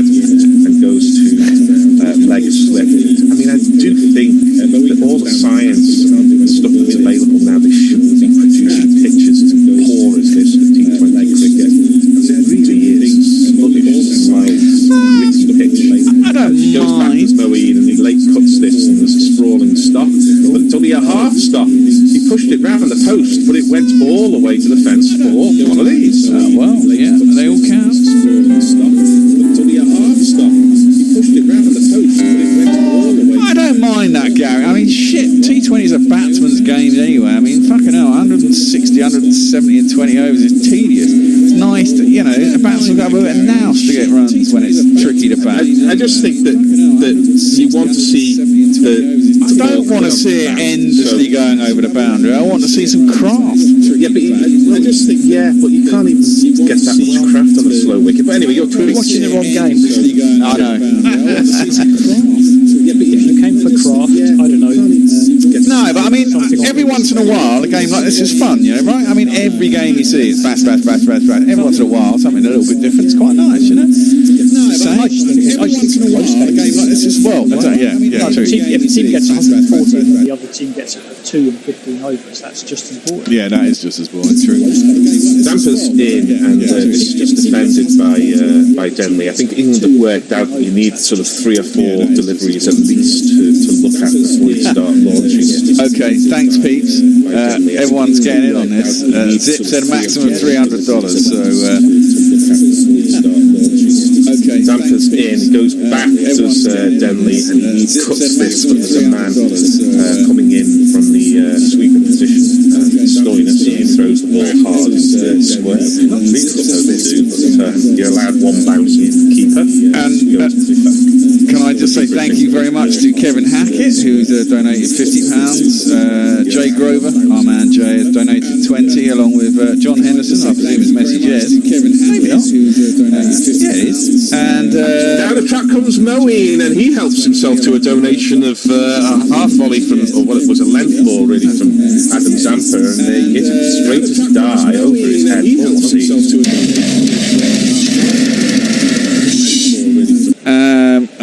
Warren has tipped us $19.99. We'll call that $20 on Hot Mic. As has Jadar tipped us $8. Thank you very much to all you people. Yeah, sorry to interrupt your kind donations with commentary there, but Moeen just had a lovely free swing with a bat, and straight back over Zamper's mulleted head. And Zamper's in again. He comes down the track as Moeen. He can't get all of this, and it's a little bit of an inside edge, and it goes out to Cow Corner, where the ball is flung back. But England are over 100, they're 106 for 4. Wobble seam gives us a technical term to the left. MJ Nustin, something like the record of the positive bowlers, obelisk, and also clearly you didn't see the pictures of the Dutch T20 finals very well. Jay and Leslie Jez also chipped in with information. Thank you very much. This craft is only found in Walmarts these days. Well, that was delivery from Zamper that Denley came down the track and then just realised he was slightly beaten in flight and just put a hand at it. There was no run. He'd be well advised just to drop it and run here, Denley. Instead, he hit slightly across it. It's going out to deep cover. Surely he'll be caught. No! He eludes the fielder and goes over the sponge for one of these.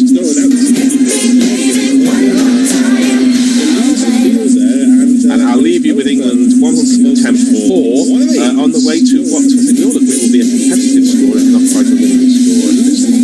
I would think so. And I'll leave you with England 110-4 on the way to what I think we all agree will be a competitive score, if not quite a winning score.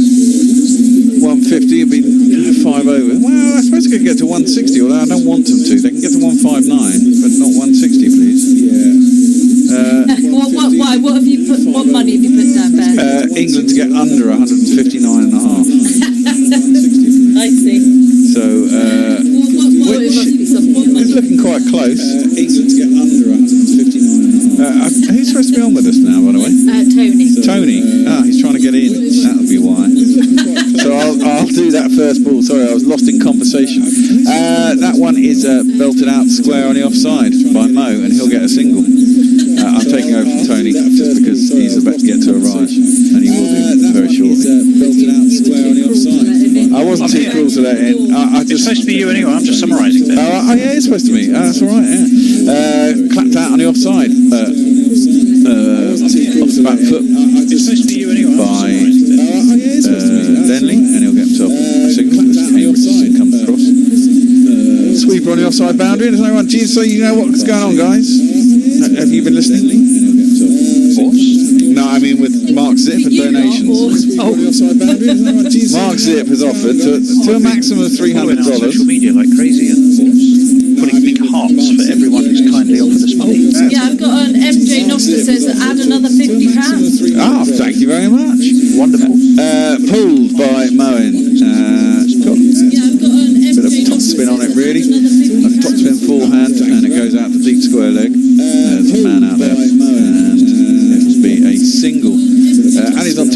Denley's on 6, 113 for 4, 15.3 overs gone. Run rate 7.29.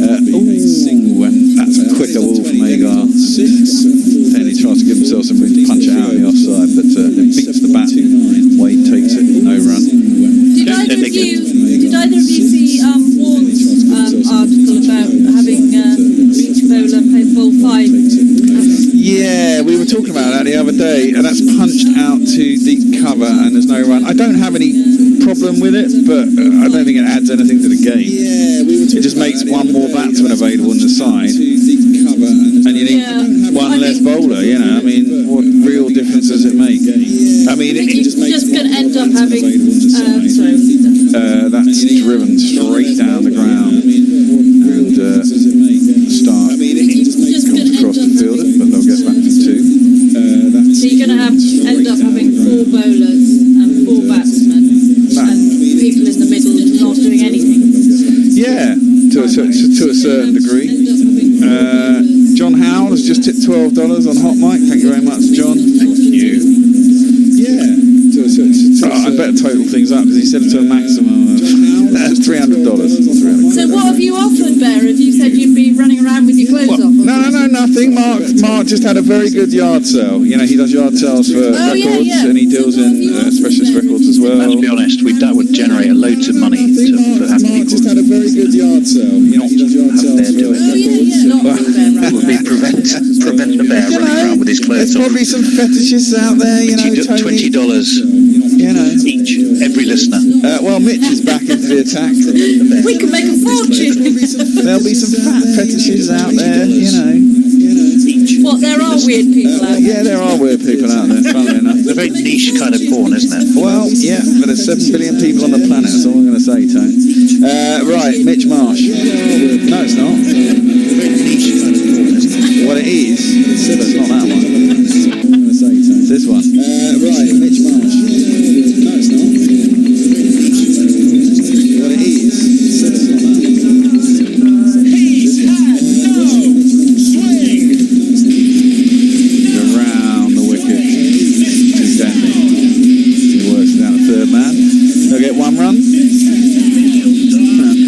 Strike 22 off 18. Jay Grover says, I'm getting shamed by these donations. He is 100. Oh my God. What's going on? Well, I think we've reached the limit now. I mean, carry on giving, but fair dues to Mark Zip. He's offered to match donations only up to 300.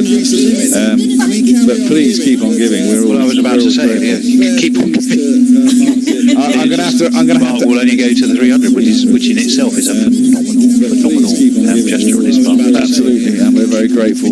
I'll add it all up at half time and see where we're at. I'll tell you what's not so phenomenal. Joe Denley's international T20 international batting record averages out under 10. Highest score of 30, which he got against the West Indies. But other than that, it's pretty mediocre. Let me tell you. Well, really hard choice. Apparently he did all right in the block. I don't watch domestic shit. That's left through to the keeper and there's no run. Well, no, I spend so much time watching this, and I don't get to go to the ground. Well, you know what? The wife started going to work, so next summer I will be able to nip down to the overs during the day. So maybe I will. Maybe I'll meet up with Hendo and a couple of other people, and I'll become a Surrey supporter. It's not bad. The morning out. Yeah. You can see Jamie Oates down there now. Got a 50 today. Well, you can see whoever's likely to be one of the most expensive cricketers that Surrey have decided to buy this week. Mitchie Starks over the wicket to Moen. It's leg side, very soluble, not quite a Yorker. Clips it out to the pigster. He's out of deep mid wicket. Mitchie Starks over the wicket to Moen. 1 run. Leg side. I was with a bunch of you guys, you Middlesex guys, this weekend at a cricket tour. Fantastic. Anyone I know? Not that I know every Middlesex fan. Do you know BP Roberts? No. I go through all the names stick. Anyone I know? Yes, I think I know that name. Only probably through some Twitter conversations. No. I go through all the names stick. Well, Mitch starts around the wicket to Denley, and he punches it down the ground. Of course, there's a signal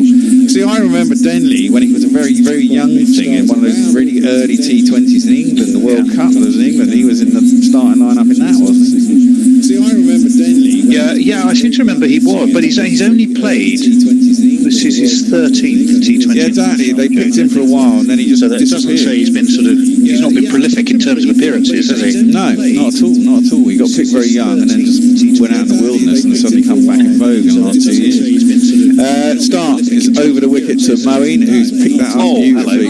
He's timed that sweetly, and that has gone high into the air. Oh, he's been caught. I thought that'd gone over the boundary. Oh no, the pigster has caught him on the boundary.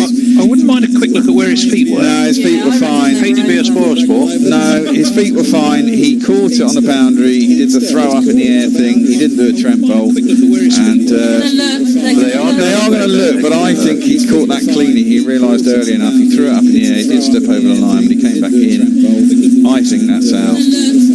Yeah, I do. I mean, initially my first impression was it was going for 6. More besides. Yeah, I thought it was going a long way back in the stands, but no. Yeah, I do. I mean, initially my first. Well, he's not on the boundary there. He's caught it and he's inside. Oh, actually. Oh, no, he's back heel. No, he's back. I think the heel touches the sponge. Well, he's still got the ball in his hand. I don't think it does. I think he manages to keep it there. I don't think it touches there, and then he throws it up in the air. Yeah, I think you'd have to look at the side because the foreshortening of the camera. Isn't it extraordinary how three maybe, people watching exactly the same pictures and have 3 slightly different perceptions about what happened? Maybe from that angle, maybe. I think he touches it. It's the back heel that's the problem here. That's going back up against the sponge. There, from that side, see from this and angle. Also, there he's still got the ball in his hand. No, I think he's inside the boundary. Yeah, we need an angle from the. This is what's going to tell you more, or maybe not. Actually, it was his back heel goes down. No, you can't really tell from that angle. I don't think that back heel does touch the sponge. From one angle, it looks like it does. From the other, it looks like there's a good inch or 2 between heel and sponge. The pigster's claiming it. Moeen's standing there. The umpire doesn't know. I think you've got to go with the fielder here, possibly. I don't know. It's out. They're going to get out. Moeen's standing there. The umpire doesn't. I think you've got to go with the fielder here.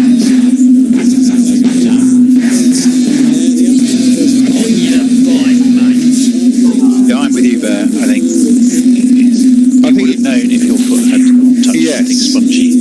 It wouldn't be, beyond the pigster after all. We had sandpaper, but I think he's moved beyond that. Well, he may have moved beyond. I would trust him on this occasion. I think I'd trust him on this occasion. I think a fielder knows. Most people are honest about that. I think.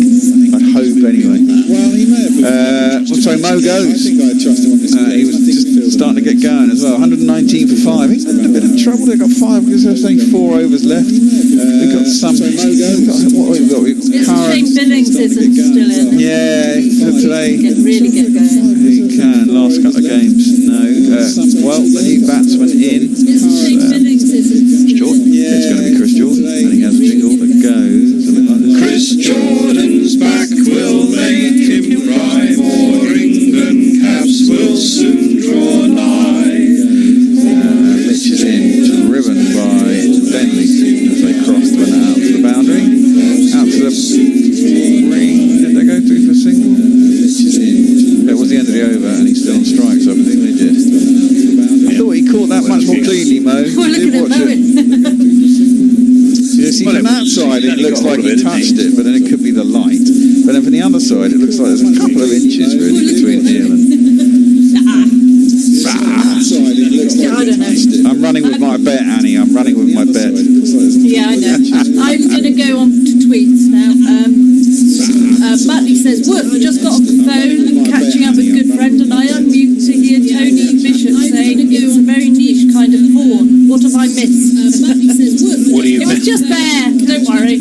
Fat fetish porn. It was how much money we could raise for the bear not to run around naked in the studio, I think was the sort of summary of it. The next over is involved with Cambridge. Ball 2, he's gone for a number 11. It's a slower ball into the pitch. Whipped round the corner by Denley, and we'll get back for 2. 12 off 11. Jordan yet to face ball. Mark Zip's asking for the best other jingle, apart from the Ian Bell one. I'll play it because you've offered so much. But he says you know the one. no, I don't know the one. We did this the other day. I was trying to think of the bells that we have in it. Under edge. Denny tries to give that a big heave ho. It's a thick under edge. He's lucky not to play it onto his stumps. And it wheedles his way down to a very fine leg boundary for 4. No, don't want that. I'll play a bell jingle at the end of this over, shall I? Which one do you want, Zip? Tell me. And I'll see if I've got it. I'll play a bell jingle at the end of this. Wade doesn't look happy about that. Which one do you want, Zip? Tell me. Denley. I'll see if I've got it. That's the other side of the keeper this time. That's much better played, I guess. If there'd been a slip, he'd have stopped it. It was intentional. I think he probably meant it to go slightly squarer than that, but he did mean it to go fine because there's a third man down there, and he's got it very fine through pretty much first slip. Intentional. And it wouldn't have been caught actually, so he has played it into the ground. Very deft. It was very deft. And he gets himself 4.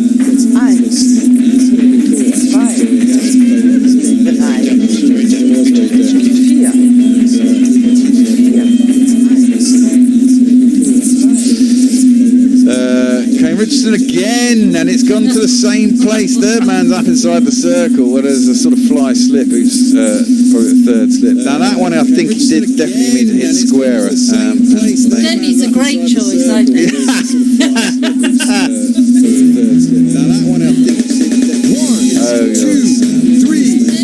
Fair weather friend, aren't you? Yeah. Jason Hiscock says Dennis did get a ton and a hat-trick in the same T20 game, but it was against fair weather friend, aren't you? Yeah. Jason Hiscock says Dennis did get a ton and a hat-trick in the same T20 game. He's scooted along quite nicely here. He's done it sort of been quite deftly as well. It hasn't really been raw power, has it? It's been little touches and flicks. Yeah, edges, intentional edges. Yeah, well, that one he has driven straight out to the man on the edge of the circle. Cover. Touches and flicks. Maxwell. He'll get himself single. I'm surprised they didn't give Maxwell an over or 2. At the end of this over, I'm just going to have to nip out the room. Okay, well, I'll read the tweet at the end of this. After that, I'll tell you about his debut, his international T20 debut, Joe Denley. It's a very sorry tale. Okay, well, I'll read the tweet. After that, I'll tell you about. Who was that again? That was. It was against Australia, 2009. Yeah, I was going to say, 2009. Was that the World Cup? I can't remember. It was against Australia, 2009. Well, the World Cup might be 2010. Chris Jordan goes to drive, that goes to the fat side edge and goes down to long leg. He'll get himself a single. So essentially, I'll tell you what happened. He was caught Nathan Howard's bowled Brett Lee for a golden duck. So essentially, whereupon it immediately rained. He was caught Nathan Howard's and the match was called off anyway. So he goes into history as a golden duck on his debut. If he'd have just survived 2 balls, he would have been fine. That probably hasn't helped that average of 9 point whatever it is. It's got against his name. To be perfectly honest, he would have been fine. So Jay Grover says, I'm feeling guilty about upsetting Tony. Also, Hendo isn't on, and his neediness makes me want to cancel my subscription. Oh, Lord. Wobble Seam says, damn you, pigster. Yeah, on and his neediness makes me want to cancel my subscription. You mean Middlesex supporters aren't all very Seam says, damn you, pigster. Oh, hello. Not sure I like that. The bear's gone, disappeared. I'd better let you know what's happening. Mitchell Stark's in around the wicket. 2. The Jordan nudges down away into the offside. The bear's gone, disappeared. I'd better let you know what's happening. Mitchell Stark's in around the wicket. Beginning of the 18th over. Mitchell Stark nudges to bring it. Yeah, I'm not overly confident that we're going to get loads of Jordan. I mean, they've got enough wickets in hand to go, and the bear has returned to his station, and he's only missed 1 ball. Absolutely. Stark is going to come in last over. Smashed that by Jordan. Very square, but there is a man out there, Stoinis.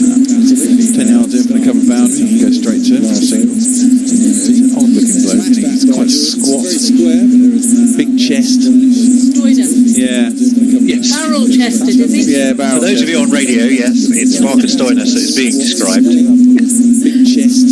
Very much in the fellow commentators. I mean, him and Finch have got very much that same sort of shape. It's quite stocky. Stoinis looks like he spends a bit more time in the gym, deliberately chiseling the pecs. He's got a very bulbous end of his nose, though. And a strange little round face. Big shoulders. That's why you feel it.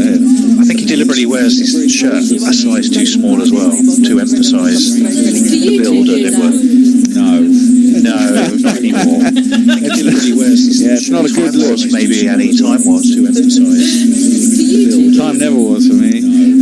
Stark around the wicket, full toss into the leg stump, and this time straight up the pitch. They'll get a single. So it's Smith down there. I think it's Piggy down there. And, Stark around the wicket, rushes in off the boundary. They'll get a single.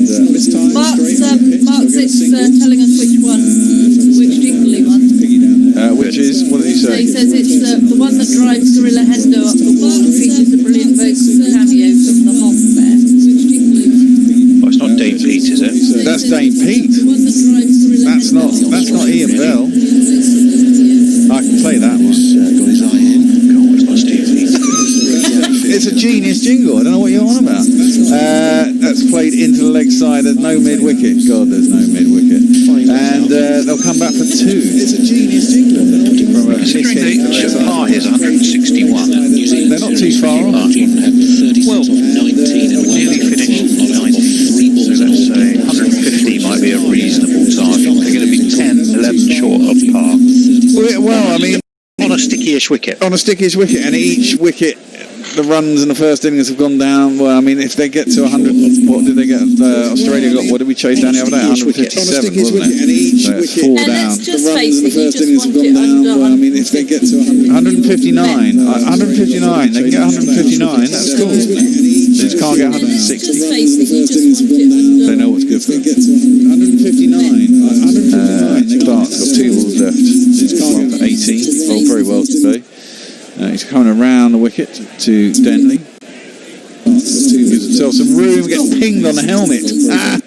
Trying to pull that. That was quick. And followed. He kind of telegraphed it, went very early, and Stark just saw and followed him. Banged it into the pitch. Straight off. Pretty much 3 lines, I think. Out to point. Kind of telegraphed it, went very early. They're going to take a. They're going to do the old bloody concussion test. They're going to have one. Pretty much 3 lines, I think. I don't know if you've been keeping up with it.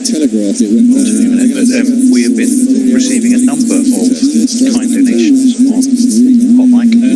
Yeah, no, I've kept up with them. But we read Tonka's wonderful receiving a message. No, I haven't. And you find that it's genius.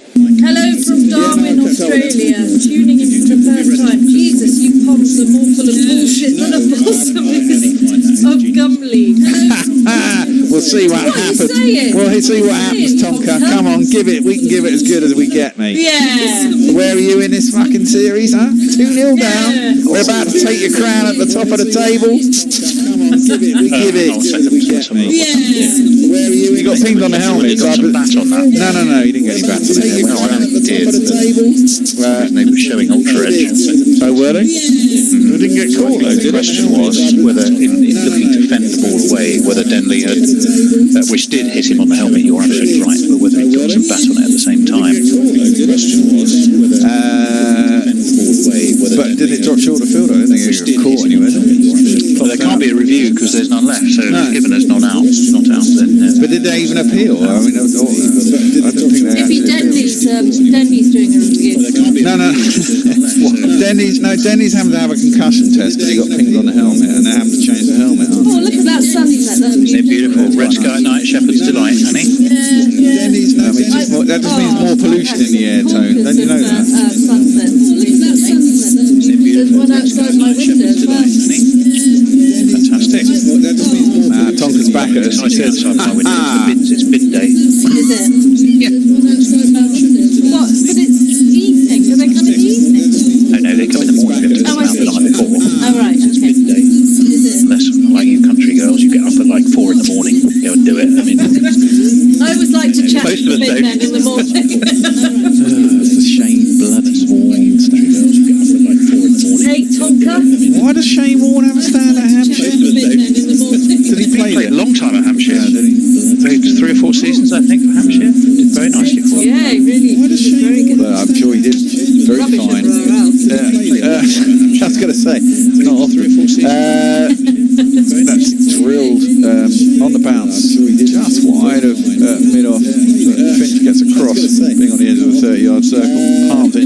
Stops the 4. They only get a single. 19 overs down. 1 for 1 for 5. I need 18 or less in this over. And I quite happily settle for 18 because that means England have 159. Are you going to do this jingle for? Yes. He wants the one that really the one that drives Gorilla Hendo up the wall. Yeah, that's this. To be fair, you could put that, bottom of a very long list of things. It's this one. Genius, man. Genius. That's this. To be fair, you could put that, bottom of a very long list of things. It's this one. Fuck off! Just fuck off! I know. Chris Jordan has just slapped one straight down long on's throat. First ball of the last over. The Pigs is down at long on. Cross-batted swipe, didn't get enough on it. Chris Jordan has just slapped one. And Kane Richardson gets a wicket. And Chris Jordan has gone for 4 off 6 balls. He's got a swing. Can't blame him for that, can you? It was kind of there to hit. This pitch is not easy to score on, and I think it's not particularly. I think once you get in, I think you can probably get something, but it's quite hard to get going. The timing has been very difficult. It looks like it's really hard to judge. Yeah. It was good bowling, and it was very well taken. Not for the first time tonight. He's taken an absolute corker of a catch, because again, even that one, he was perilously close to the boundary spot. Yeah. It's like third catch. Yes, I think it's right actually. Wind vids, by the way, for the record, I'll tell you what. Okay, I'll be interested on that. Clipped into the leg side by Tom Curran. Tom Curran facing that? No, it was Denny facing that. Yeah, they did cross. So Denny was facing that. He gets a single out to Cow. Mark Zip, you've totally thrown bare with your jingle request. 59% Australia, 40% tie and a super over. 1%. What are England? Sorry, it's always 1% for the tie. 59%. It disappears towards the end of the game. What are England? Sorry, 59% for Australia. Sorry, now 60% for Australia. It's literally just changed. The tie's gone up to 2. It must have been listening to me. It's gone up to the heady heights of 2%, and England 38. So essentially, at the moment, Winviz has Australia probably justifiably, because this is a below par score, very firm favourites. Tom Curran is facing up. It's slapped out to deep mid wicket, and there's no run. I'm sorry, Subtle Knife, if that upset you that I played the Jane P jingle, but people have been donating money, and Mark Zip has kindly offered to match donations, and if you therefore request... SCGS has asked for his 20 quid back because of that. Oh, please, come on. The man has offered to... We have no refund policy. There's a no refund policy. The man offered to match people's donations, and he's going to kindly do that. The least he can get is a jingle. Crikey, you got a heart. That's driven out to cover. Well, I know. What am I supposed to do? Maxwell is on the edge of the 30-yard circle of cover. This time they get through for a single.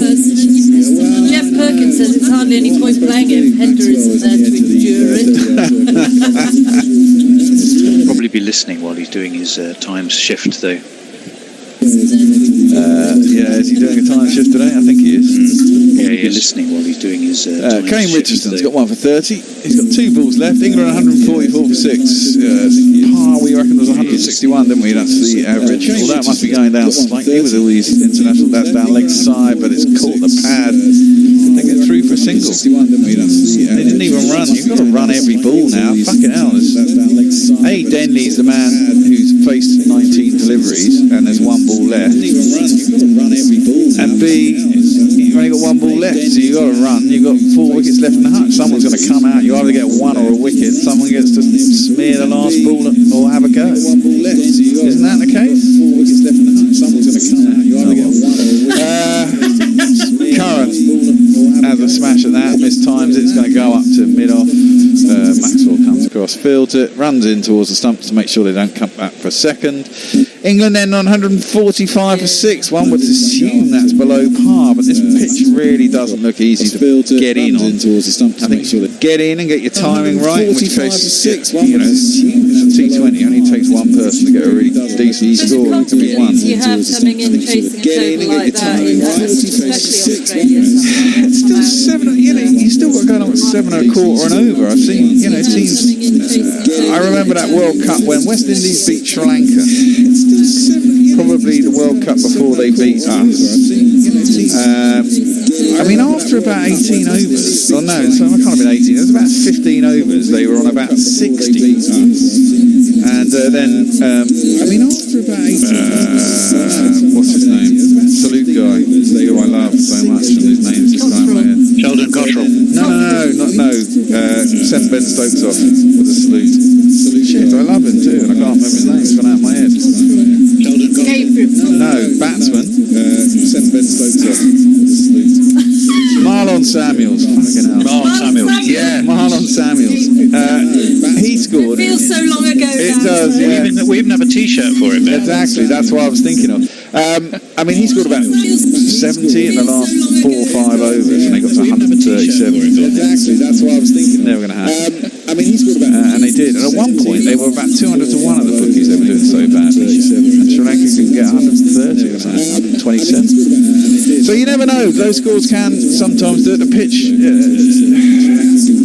England have got some good bats when they never really got going. I think Australia will be very, very happy with that, and I think they'll come out and go aerial.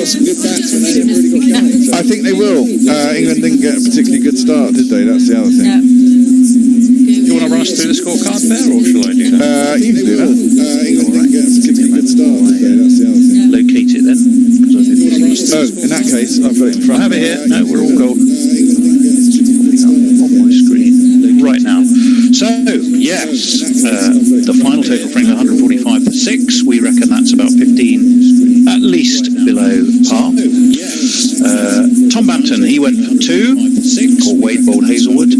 Johnny Bairstow, after his trials of the other night, effectively taking his own wicket, was caught bowled Agar, but not until he made 55 or 44. So his is very much a standout performance in what is not a great tale for England. Dawid Malan, only 21. I say only 21. Many people would be satisfied with that. 21 off 18, but that's well below his recent performances. He was caught.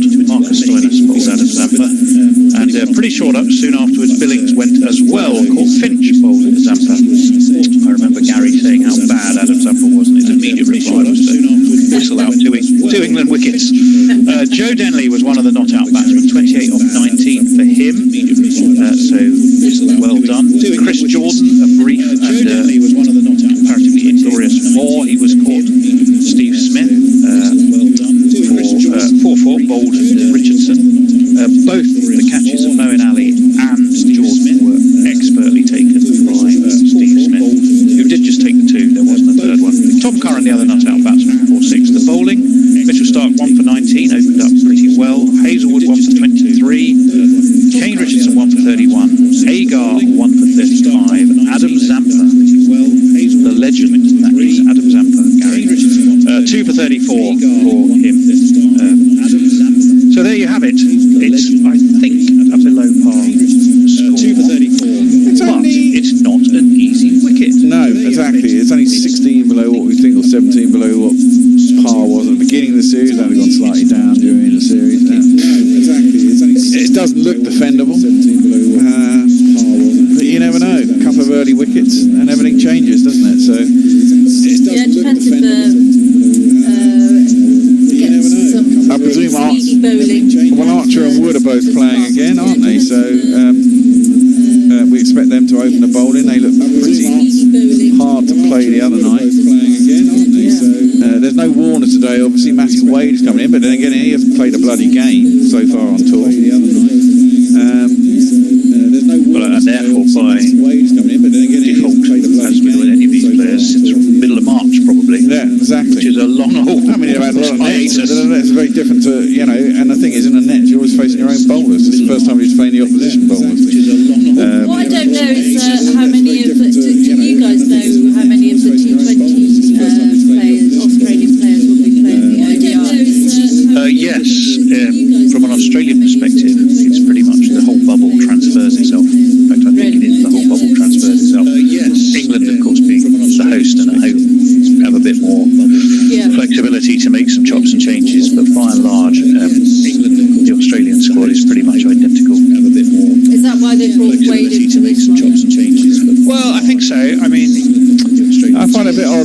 Warner? Or did they drop him or rest him, or is he injured? Rest, you know. Yeah, but Rest? He's only played 2 fucking T20s. Jesus Christ. But we I need a rest. To what goes on in the dressing room. No, exactly. He might be feeling slightly under the weather. They might be thinking, it is, you know, although we want to win, we know what David Warner can do. Let's see what Matthew Wade can do, and it's still a pressure situation. Yeah. You know, so Well, he'll play. I mean, I always want to know you can rely on the understudy. I presume Matty Wade opens in the Big Bash. So he'll play. yeah, he can be a bit I think he does. I just think I just think they're trying, because it's kind of a dead rubber, which we're not mentioning. I think they're probably just trying out a few of the other players, I guess.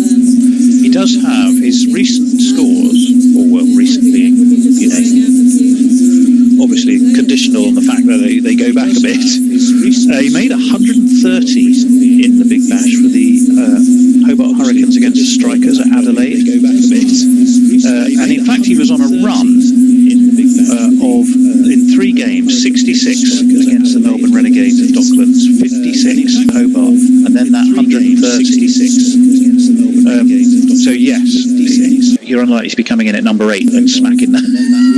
Those kind of scores. Since then, though, his international T20 form has been pretty moderate, I've got to say. 18 against South Africa at Joburg, 1 against South Africa at Port Elizabeth, and 10 against South Africa at Cape Town. So he hasn't necessarily transferred that Big Bash form to the international arena up until the 26th of February, when, of course, everything pretty much ground to a halt to the international arena.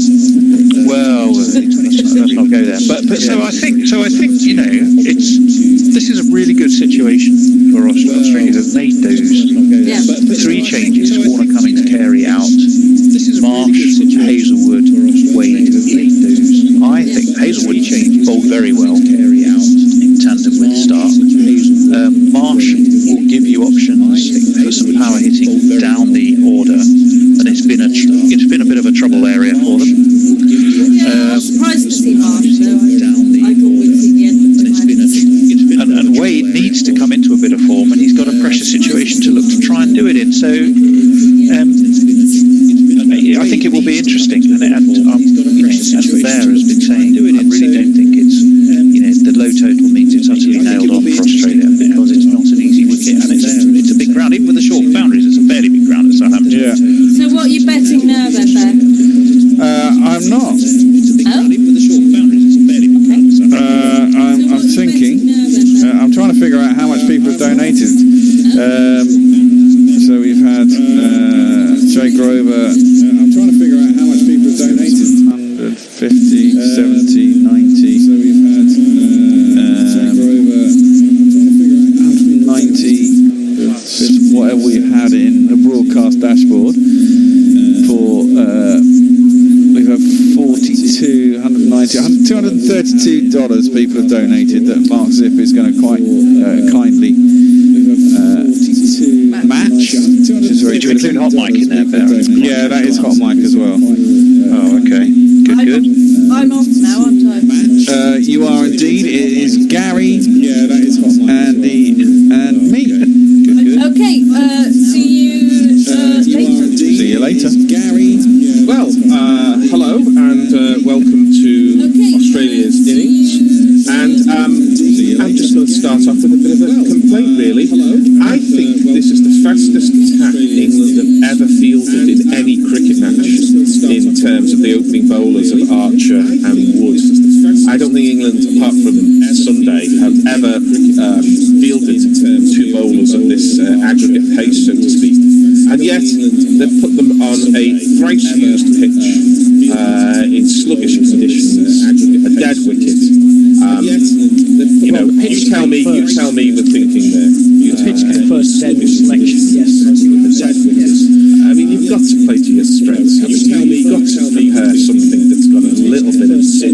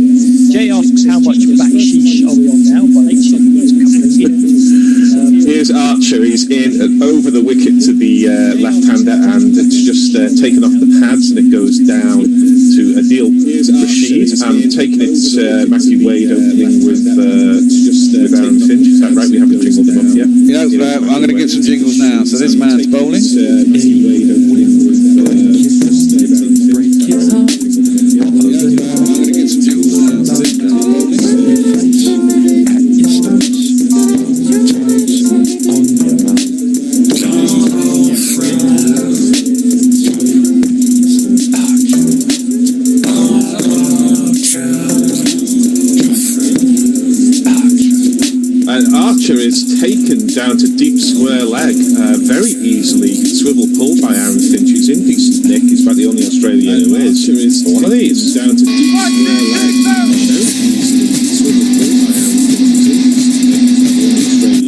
I thought it was interesting that in Warner's interview after the match on Sunday, he said he was beaten for pace, which it's taken, I think, honesty or frankness to the nth degree, really. And I just wonder whether he quite fancies just sitting this out.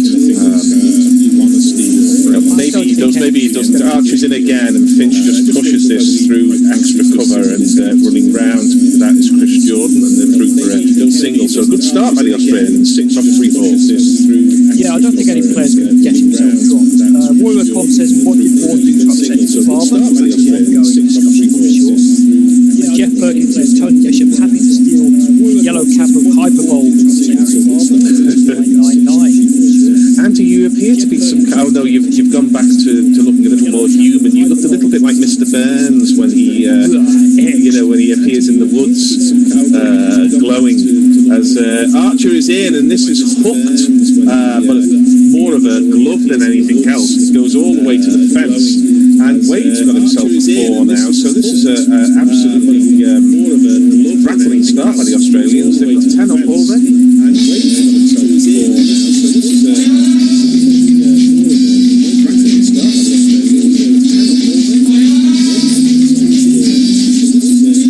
a dark now, Gary, so you've got no excuse for wearing your hat. That is true. The more covering of my face and head, the better things are. I'm just a step short of putting the mask on, so don't worry about that. It's very full and absolutely pummeled by Matthew Wade, but it hits Aaron Finch, and both batsmen have a little smile to each other. I do like Aaron Finch. He often smiles on the pitch. We know he can get upset. He was do pretty badly by Justin Langer in that documentary on the test. He came out of it as a very decent bloke, actually most decent of the Australians. It comes through. He meets both those imposters with a smile. Yeah, that was 4 runs that were denied by his interception of the ball. He met it with a smile. As Wade's in, and he launches this. That's gone many a mile up in the air. Has it gone far enough? You're telling me it's gone far enough. Well, 16 off the over. Who said this was a slow pitch? Has it gone far enough? You're telling me it's gone far enough. 6. Well, 16 off the over.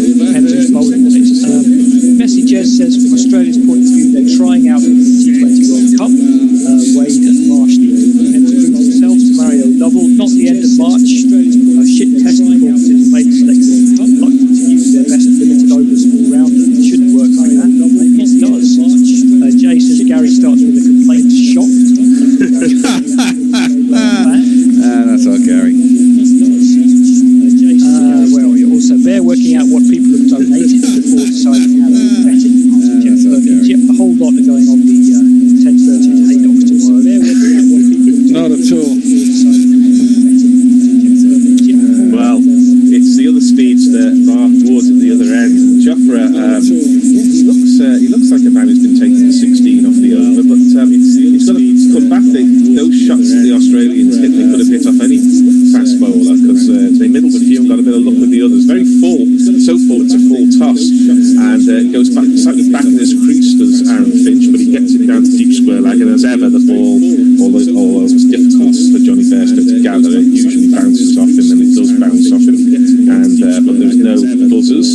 So one more to Finch. Billings did one of those sidearm throws for absolutely no reason. Yeah, I think they do it to soften the ball up a little bit. They want it to bounce into the surface. Why are you singing a dark again, Gary? I'm going to play some jingles. It wasn't an easy take, but one feels that almost any county keeper of the 1970s and 80s would just gather that. That was easy take. Yeah, they are. Yeah, so some of them might struggle to bend down, but there's still a gather bit of the hand. So Mark Wood, fully fit and firing. He was very quick the other day. Nice little shootout between England speedsters. This is very full, and he punches this, does Wade, and they're very busy between the wickets, these two. The advantage of all that aggression in the first over means that England are already back on the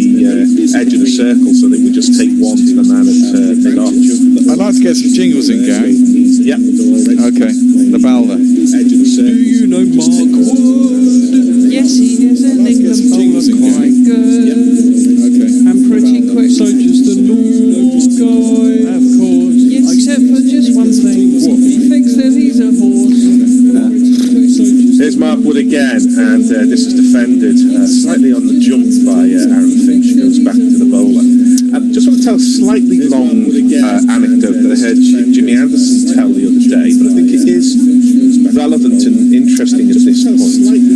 He was talking about his own bowling, and he said, sometimes you don't quite get it right in the morning session, and you have to work your way into the game, but to keep going through your disciplines, and you believe in yourself, and you find the rhythm, and sometimes you can pick up 3 or 4 wickets, second ball or after tea. I'll just come back to that in a moment, because Mark Wood is in, and this is defended. He said Jofra is not like that. He said there was one morning he bowled 1 over, and he came up to Jimmy and said, it's not happening to me today. It's just not my day. Jimmy said he looked at him and said, you've only bowled 1 over, and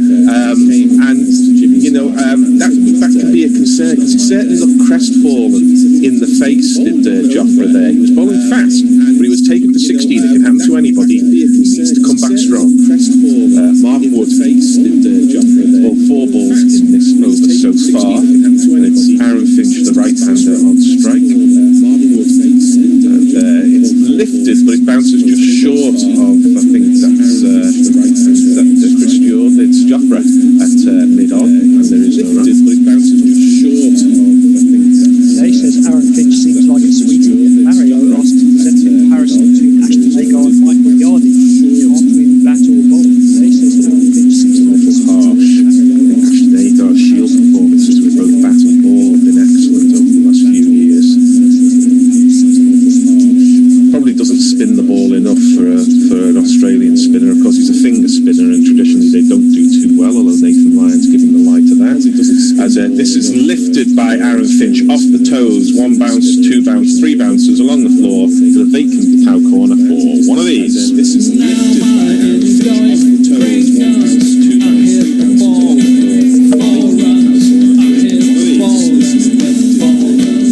22 without loss, Australia. Your tweets. Well, I'm pretty much...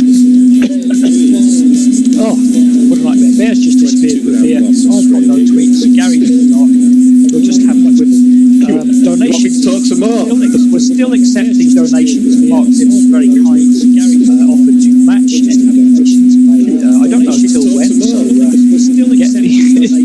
get them in now. Jay helps us out by saying, Gary, you look like a pear birth which is certainly an image you don't hear every day. No, it isn't. So Jofra's coming back. He hasn't got Kelvin Morgan as captain. He's got Moeen, but Moeen's showing faith in him. Jofra's let's see what we can do. He's got a kind of almost a fly slip. It's a kind of wide, deep second slip. So he's the catching man. As he's in again to the left-handed weight. Better ball. It's tucked him up a little bit, and he can only get it round his front pad to Adil Rashid, who is usually lurking down a third man, or in this case, fine leg. This return. Australia 23 without loss. Wade has 13 from 6. Aaron Finch's captain has 10 from 7. Target, I want to say, is 146. Whether it was the chicken or the egg, or the pitch came first ball selection, it's not really matching up. No, I think the 90 mile an hour bowling is just coming onto the bat quite well here, but on the sluggish pitch. This is definitely going to be a pace-off with Tom Curran's going to be very important with his variations. He's the cleverest bowler in terms of variations England have got. Arguably the cleverest bowler in variations England have ever had in T20. As Jofra is in again, and that is a variation from Jofra. He just rolled the fingers across that, but Finch was wise to it, and he got it into one of the gaps in covers. They're running very aggressively, the Australians. There's a run-out possibility on. If England don't affect that run-out, then Australia are going to score 10 singles in the next 10 overs. There's a run-out possibility on. And if England don't affect that. Yeah, but they steal 10 singles. Yeah, I mean, when Bairstow and Milan were better, they seem to miss a few singles. England always do. I think England look for the safe singles, especially early on. Yeah, but they do miss some singles and bashed up to the Oh, wow. Can I just say, Adam Kesek has tipped 299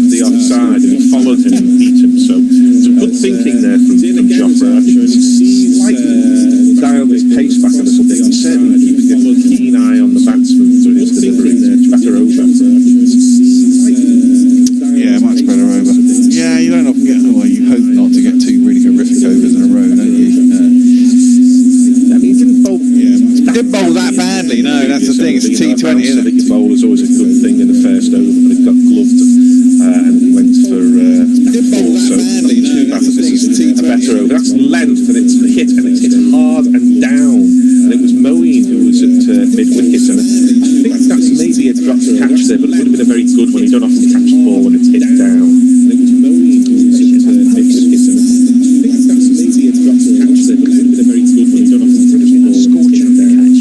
yeah. I remember Brian Lara taking a catch like that in a similar position 20 odd years ago, and you don't often see a ball hit so hard that it's hit down, but still carry to a fielder. But no, you couldn't affect the catch. Joffrey's in again, and this is short, and it's hit high off the top edge. Is there a man out there? No, there isn't. It's power play cricket. I think it might have gone all the way out. I think it bloody well did, you know. I swear that was going in someone's hands, but nope, it's gone up and over the boundary for a second. There was a bit of a top edge, though. I mean, Massive again, top edge. I'm not going to complain about the bouncer, but it was slightly offline. It allows him to free the arms. It has to be more under the armpit than sort of at neck height. There was a man out there, but it was a good 20 yards away. It landed just over the buzzer for a 6. Australia 31 without loss. The batsmen aren't scared of the short ball. They see short ball even much, and they don't go ahead and do it. Yeah, it just sort of sits up off the surface, doesn't it? And Archer's down the leg side there, and I think again that's the effect of the sixers there. He lost his line with that one. Has he got away with it? Yeah, I think it hit a pad. Must have taken a little bit of a pad there, but tidied up, that's the right word by Johnny Bairstow. 3 overs, it's gone. Australia 31 without loss. A bit unlucky, You know, you've disappeared into the darkness, Gary. 3 overs, it's gone. Australia 31 without loss. A bit unlucky. It looks a bit freaky when you do that too. Look a bit like, a bit like Colonel Kurtz too. We have reached Mark Zip's cap on donation matching, but that's not freaky when you do that too. That's super stuff from both the donees, or the donors, and Mark himself. We're the donees. We are the donees. I know. Adam Keswick has straightened it out. He says they're Czech crowns. It's about 10 quid. Well, thank you. Thank you anyway. Yeah. Mark Wood is in, and this is slogged, but it's clocked to Chris Jordan at mid-on, and England have the breakthrough that they wanted. The pyrotechnics of Matthew Wade are finished. He goes for 14, probably done his job, as truth be told, against a low target, and England have the breakthrough. He goes for 14.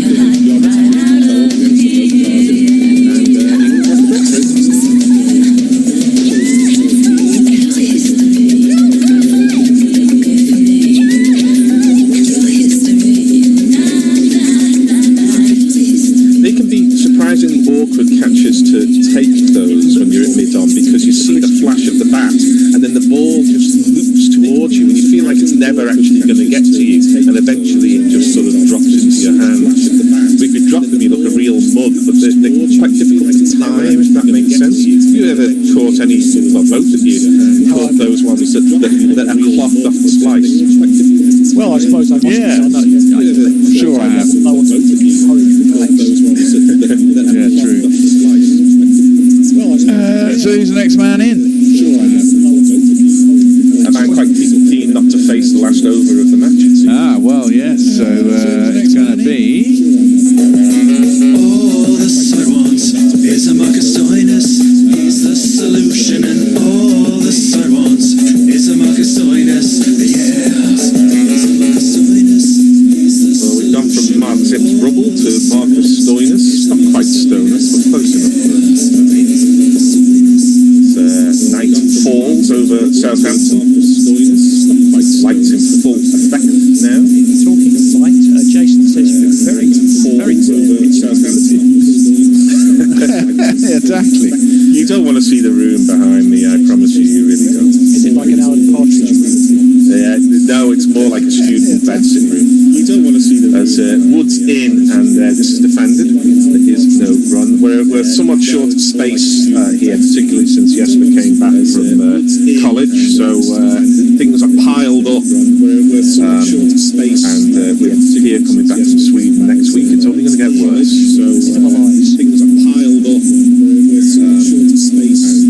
So we're seeing that again. It wasn't so much a splice as a bit of a leading edge there. Mark Wood's happy with that, giving it to Stuart Pearson. If you remember how Stuart Pearson used to celebrate every goal, a bit of a raised fist. Stuart Pearce or Stuart Pearson? Stuart Pearson, which is really nice.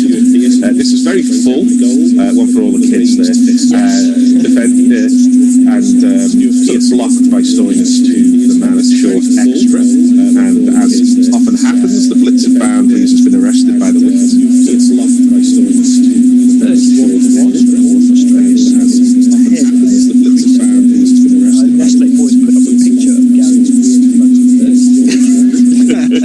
like in Zardos. Yes, very Zardos. like Zardos. Now that's a classic movie, is it not? I'm wearing these like in Zardos. Yeah, this is beautifully cut by Stoinis, but it's wonderfully well fielded in the Jonty Rhodes position there by usually Jason Roy, but it's Tom Banton's beautifully cut by who's there. Can I just say, we haven't reached the limit of Mark Zipp's top end of his kindness. We've had 170.55. What's that? 25 donations so far whilst this game has gone on, which Mark Zipp will equal to the tune of 300. So there's still space at the top there, guys. You know, get my meaning? Yeah. This over has gone woo. W. ... That's a bouncer, and that will surely be called wide. It is called wide. Never a bad move to invest in a wide bouncer early on to a batsman. Just makes you think about what might be coming. Worth spending a run on that. Never a bad move to invest in a wide bouncer early on.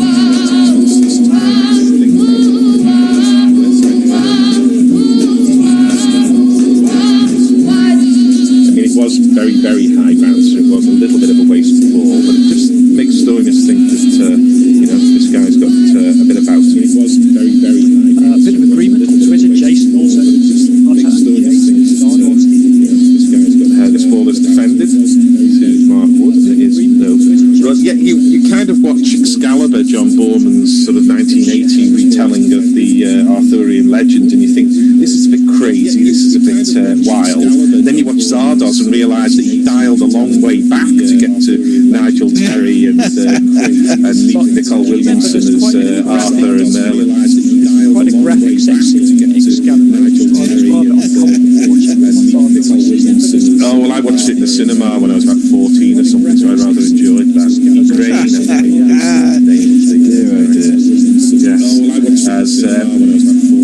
This ball is hit high and handsomely by Stoinis. That's how to finish the over. One bounce over the fence, straight back over the bowler's head in the V. One of these. This ball is hit high and handsomely by Stoinis. That's how to finish the over. One bounce over the fence, straight back over the bowler's head in the V. One of these. This ball is strange. King Arthur is one of those stories no one's ever made. Well, if you can't do it with Nigel Terry and Nicole Williamson, both of whom are Shakespearean actors of the highest order, but then again they were having to deal with both the visual language and the script. I've got to say, I quite enjoyed Guy Ritchie's one. I haven't seen it, but I hadn't generally heard of it. I mean, it's not great, no, but it's quite entertaining. I quite enjoyed Guy The Sword in the Stone by Disney. Cricket commentary with Andy there. I mean, it's not great, no, but it's quite entertaining. The Sword in the Stone by Disney.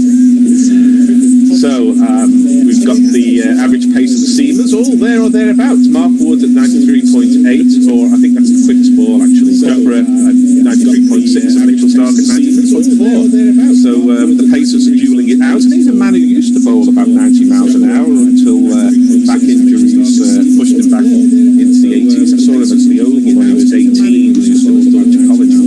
He was quick. Yeah, he was very sharp. Not quite so quick now, but what he's lost in pace, he's gained in now. He has indeed. Well, we'll give him a jingle. Yeah. Chris Jordan's back will make. Go on, Gary. And he's in, and this is length, and he just rocks back the down and finishes. He times it beautifully, but of course there's a man sweeping on the cover boundary. He returns the ball, just one from it. Australia 37 for 1. Yeah, he's. They were chatting about this at the beginning of the game off air, and he needs 2 more wickets to equal Stuart Broad as top England's T20 bowler. Stuart Broad have played 65 T20 games. I would have had him down as playing about 10. I know. Well, he was a regular, wasn't he, for the first 3, 4, 5 years? Yeah. Did Alison Cook play any T20 matches for England? That'd be an interesting one. He's a T20 captain. Yeah. Certainly ODI captain. Certainly ODI captain.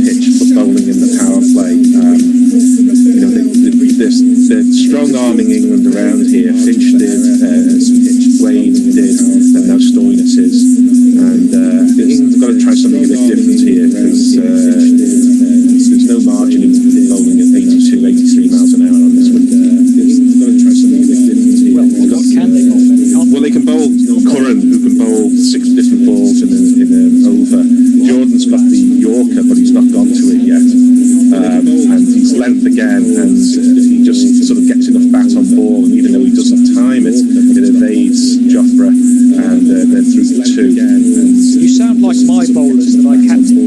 Everyone says it's a terrible wicket, and then we bowl just a whole bunch of reasons why we can't. No, I just think that it's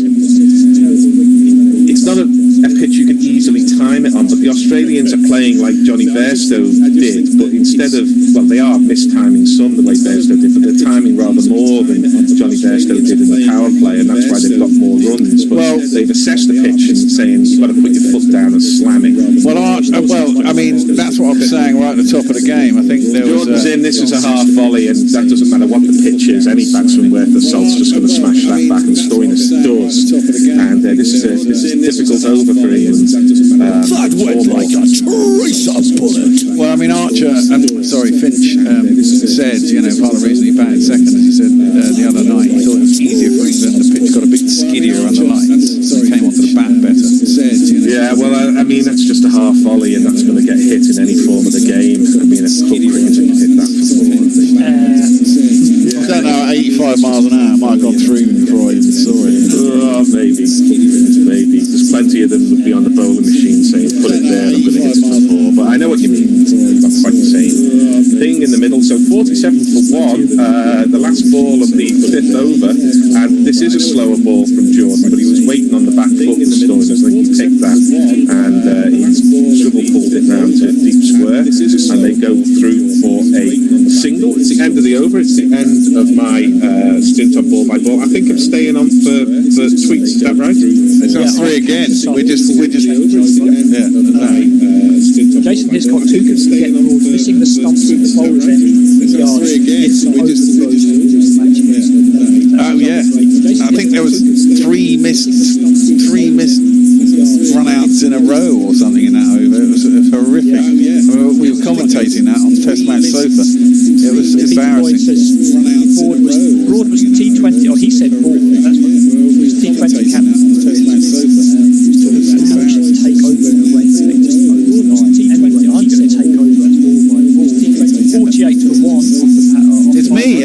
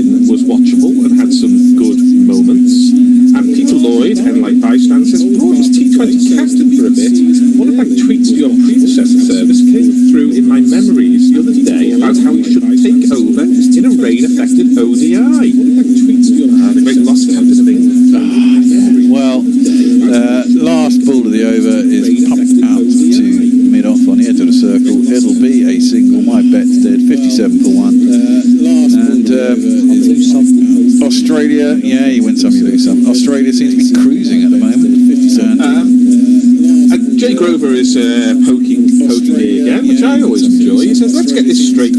Gary has never dropped a catch, can face up to 85 mile per hour bowling, and has a strange and natural mastery of both swing and seam. Mr. Naylor, is anything you can't do? Well, it's actually most of those things. I didn't drop a catch until I was about 27, because I stopped playing cricket when I was a teenager. I didn't drop catches. And I didn't say I could hit that ball. Hit hard, straight through the player. I think that was Tom Curran. There's a point, and it's poor fielding. And it's gone away to the point boundary. England are falling apart here. And we need to take that top spot in those T20 rankings.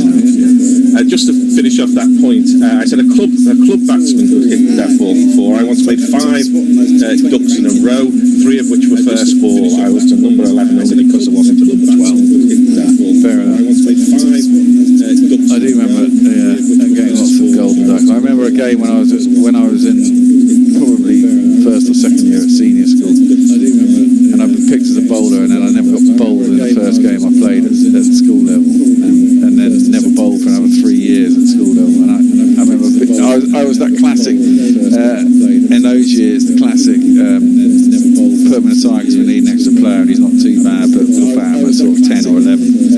Never gets a bowl. I took when you're that age, you want to play. 46 in a Saturday game, playing for Hightown Thirds, and played for my Sunday side for the Methodist on Sunday, and did not get a bowl. Bloody hell. Oh yeah, and I got golden duck, and I was so upset. I think it was my second in a row, and I just came off and cried. I was probably about 11. Those are the days, Adam Rashid in bowls, and down the wicket comes Stoinis.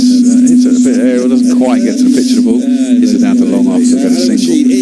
Jason Hiscox. 40 overs. It was 25 overs before I got to the bat. Jason Hiscox has got an observation about Tom Banton, which I'll bring to you after the next ball. Always good to hear from fellow Gorilla Jason. Indeed. Adam Rashid is in, bowls it a little bit short, a little bit wide. Good, really nice shot by Finch. He's hit the boundary at extra cover. There's a long off down there, and there's a man sweeping on the cover boundary, but he's hit directly between the two with enough pace. It's made it down there for 4 runs.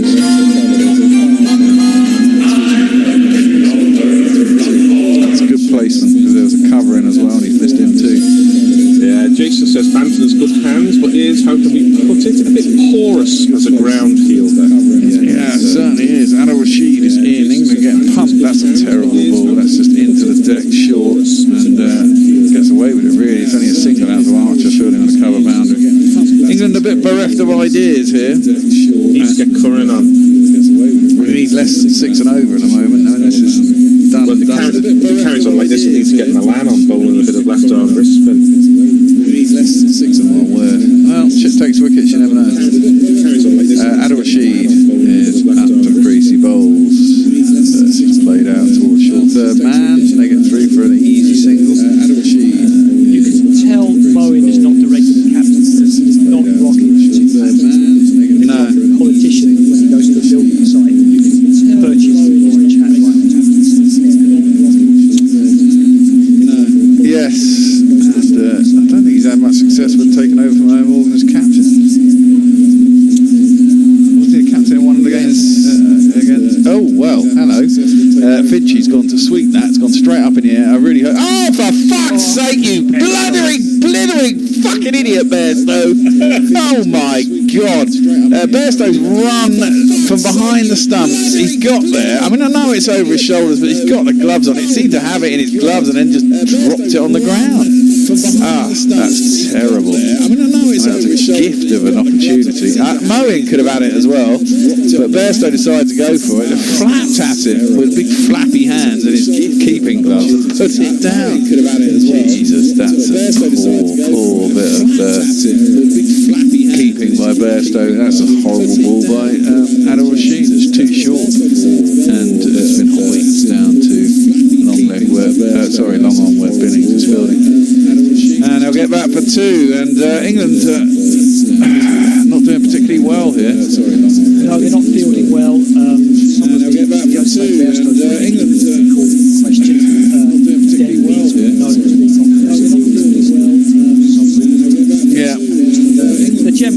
a bad night. Bad day at the office. Yep, certainly Australia are making the wickets not too bad. They generally have. I think we're seeing the you can always improve your reputation when you're out at the side, but Morgan, Butler, Roy, Stokes, probably Root as well, all look better players for being out at this side. They look like they're missing them. They look like they're missing a little bit of personality as well, a bit of Ben Stokes. Well, greatest T20 player, but the personality always makes a difference. Well, here's what Gary was asking for. It's this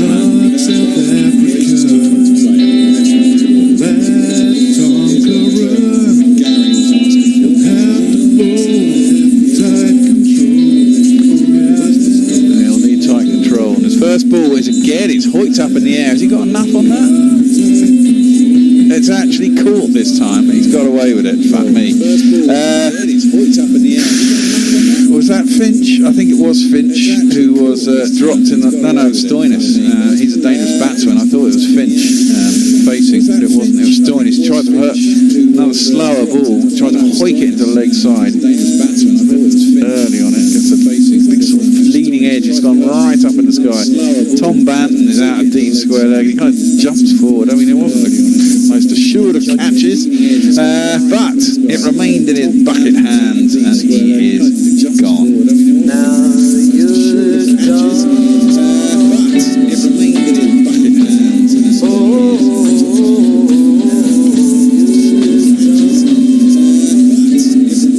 And he is gone, but we're joined by another gorilla, Nestle Boy, who says the weirdness of social media listening to you guys on YouTube while discussing the assassination of Ross McQuaid by the IRA with mates on WhatsApp. During the Troubles. Jay Grover says, Gary, are you a fan of Ian Sinclair? Well, I've never read any Ian Sinclair, but I've often been advised of such, so maybe I should. Well, Australia need just 76 from 77 balls. Tom Curran has just got a wicket, and Finch is facing up. That's another slow ball. It's played to the leg side. Oh, wow! Jesus Christ. Maxwell could have been run out without facing a ball straight to mid-wicket. But once there's a bloody mid-wicket, he throws it at the stumps, just misses. And they still got a single. Yeah, they did get a single. Crikey, that was close. Who picked that up? It was Billings. And if it had hit the stumps, it'd have been out. Yeah, they did get a single. But he didn't. He was on a run. And Maxwell just got through. Big smile. Billings can't believe it. It's close. It was close, but no cigar. Maxwell is going to face up to his first ball. 71 for 2. 75 required of 76 balls. Curran's 1 for 1. I've got 0.2. That's not too bad. He's up to the crease now. Bowls into the wicket. Maxwell just plays it out to cover the Field, and there's no run. He's up to the crease now. Bowls into the wicket. Not dissimilar position to where Australia were in the first. Yep. Well, it'll be interesting, won't it? Surely they couldn't do it yet. Well, who have they got left after Maxwell gets? I mean, this is one of the things that they have a problem with. Called Smith is handy. Oh yeah, the Pigster hasn't batted yet. Marsh, Agar. Yeah, Marsh can hit a long ball too. That one just drops into the ground. It's not going to worry Maxwell. He gets a couple of dot balls, and there is no run. But you see what I mean about Curran here? He's hard to line up because he's got great control as well as great variations. Yeah, I do like him as a T20 bowler. Curran here, I think he's very good because he's got great control as well. He's got a bit of bottle as well. He's not afraid to. No. Yeah, I do like the tough balls, the Yorkers, the back of the hand slower balls. Yeah, he backs himself, which is good. You've got to have confidence, haven't you? 75 or 74. Marginally over 6 and over. Needs to be up to 8 really to be able to create some pressure, I would have thought. Oh, butted in the air, not particularly well timed by Maxwell. But he gets through cover out to the man sweeping on the boundary, and he'll get a single. It was in the air for a long time, but on a line that there was no one covering. So we've got some tweets coming in. Jay Grover says, Bear, stop being rude to Rashid. Also, Andy spat tea from that analogy. Dave Sarah says, go easy on Bairstow, Bear. I'm sorry. It was poor. It was really poor. There were a number of other people who taking it. I don't mind him going for it, but then you've got to take it. That's played into the offside, out through point. They're going to single out to Denny, sweeping on the cover boundary. Right, Jeff Perkins says, the big question for Gary Naylor 999 is, can he punctuate to the satisfaction of Jay Grover 2307? Well, I try and punctuate according to the New Yorker style guide. I don't always succeed, but that's what I try to do. Not Fred Titmus talks about not to talk. That's me and Jay. Jason Hiscock says Milan is right arm wrist spin like Denley. Jofra is Gary Sobers who can roll left arm orthodox or wrist spin. IRC. Yes, so sorry about that. Milan, yes, back to left, bowls right. So I'm going to do. Jay Grover says, it's any consolation, I've just brought some moonlight blue silk pajamas and I feel both comfy and look boss. Wow, sweet. That's tossed up outside the off stump and Finch thrashes it out to the cover boundary where Archer is fielding. Moonlight blue silk pajamas rather remind me of that scene you were mentioning in Excalibur earlier. What Fred was saying was, he said stop talking in response to is there anything Gary can't do? Ah, yes, well that makes a lot more sense. Adam Kesek on Hot Mic says, so when do we turn to the double threat of Denley and Milan?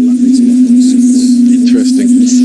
Tossed up and driven by Maxwell out to deep wide long off. Jordan gets it. Taking a very exaggerated this must be his new thing. He never used to be like this, did he? I've only seen him do it to Rishi. Must be his new thing. So he's obviously got something to do it. Well, Finch has opened his stance as well to him too, hasn't he? He's driven that, but not great timing out to the man sweeping on the cover boundary. Finch will only be another single. I'll just slide in that Jason Hiscock has pointed out after the catch from Tom Banton that he pointed out just 5 minutes earlier that he had good hands if porous. I'll take Jay Grover's recommendation of Ian Sinclair. Thank you very much for that, Jay. He had good hands. 3 balls left in the over. I'll take Jay Grover's recommendation. Adam Rashid is in googling and across his stumps goes Maxwell. Been stumped by that, not sure he picked it out of the hand. Got it off the wicket though and played it down to long leg. Across the singles, Maxwell thought that was very funny. Oh, sorry, it's Maxwell who hit it. That's why. Of course, they keep changing because the singles. Finch is facing now. Adam Rashid is up for the crease bowl. Swept aerial, please catch this. Oh, Jesus.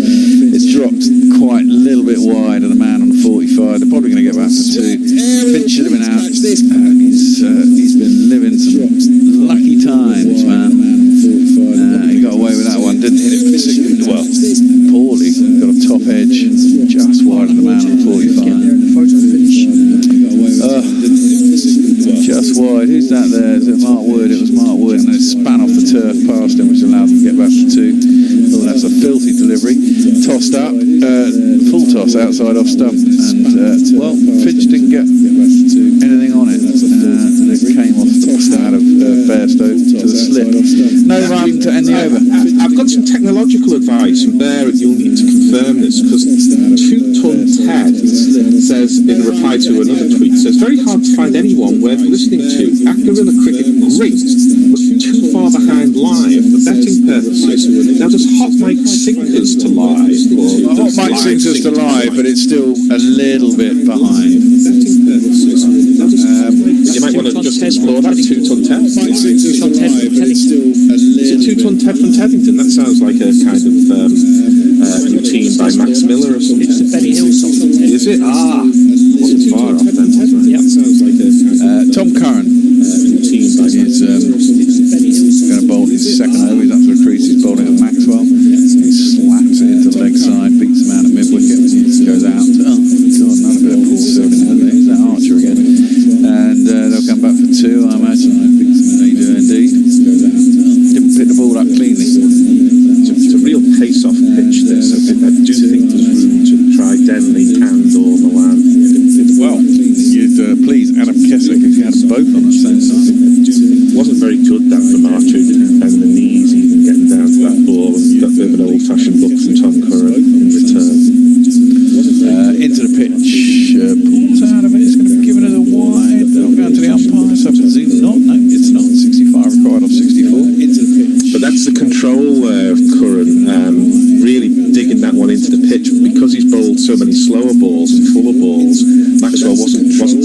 the back foot waiting for that. And by the time he got himself into position, it was past him.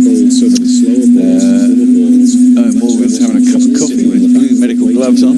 So he's enjoying that. Loving it. It's a bit chilly that. So it's quite humid up here. Tom Curran is up third ball of the over. Is full pace and driven. Moen Ali's very close in at cover. He won't get a single. England basically got to try and take wickets and make sure that they need probably the best they can hope for is that he can get them down to requiring 8 off the last over and pray that that works. I think you've got to get Smith and Marsh out. I mean, obviously these two as well. I mean, they're not going to defend this. They've got to get down to the tail. Yeah, they do, but he's also taking the wickets at the right time. No matter how good someone is, you say it's hard to get in on this wicket. That's just played out into the onside side. Fielded by mid-wicket. Comes in for the 30-yard circle and get a single.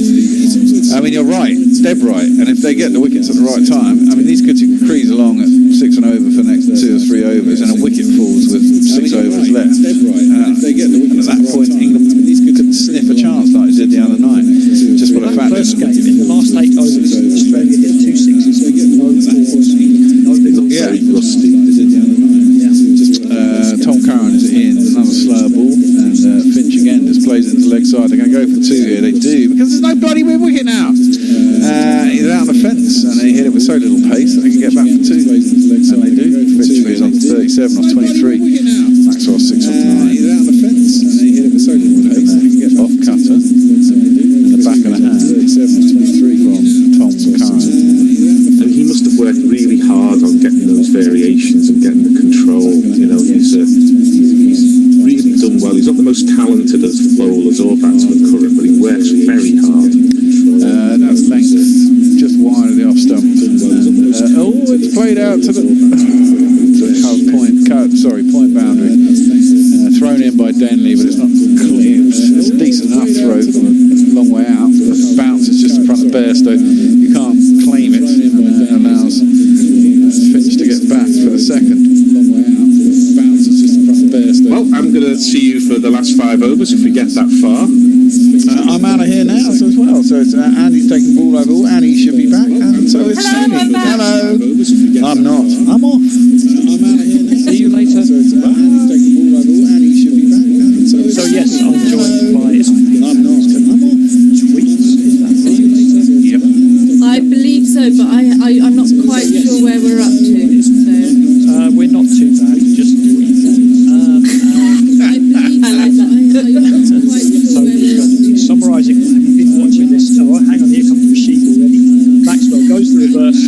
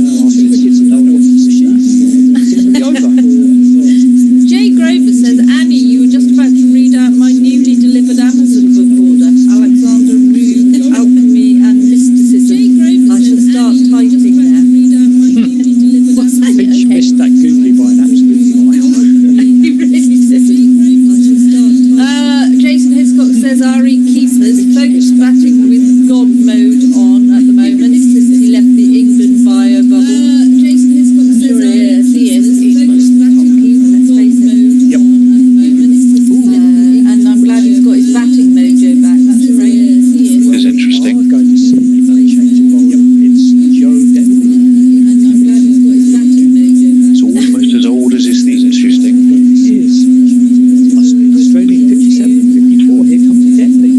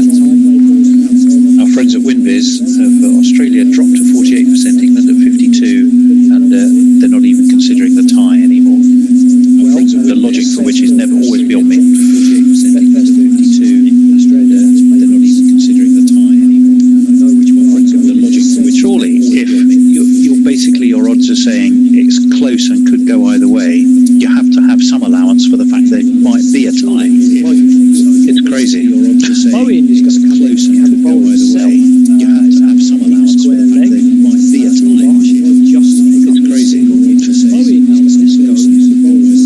they going to target him? Yeah, that's a good question. Well, Agar's only just come in. Marsh is on 11 off 11. Are they going to target him? And Australia doesn't want to get stuck. Yeah, there's no boundary. Agar's only just come in.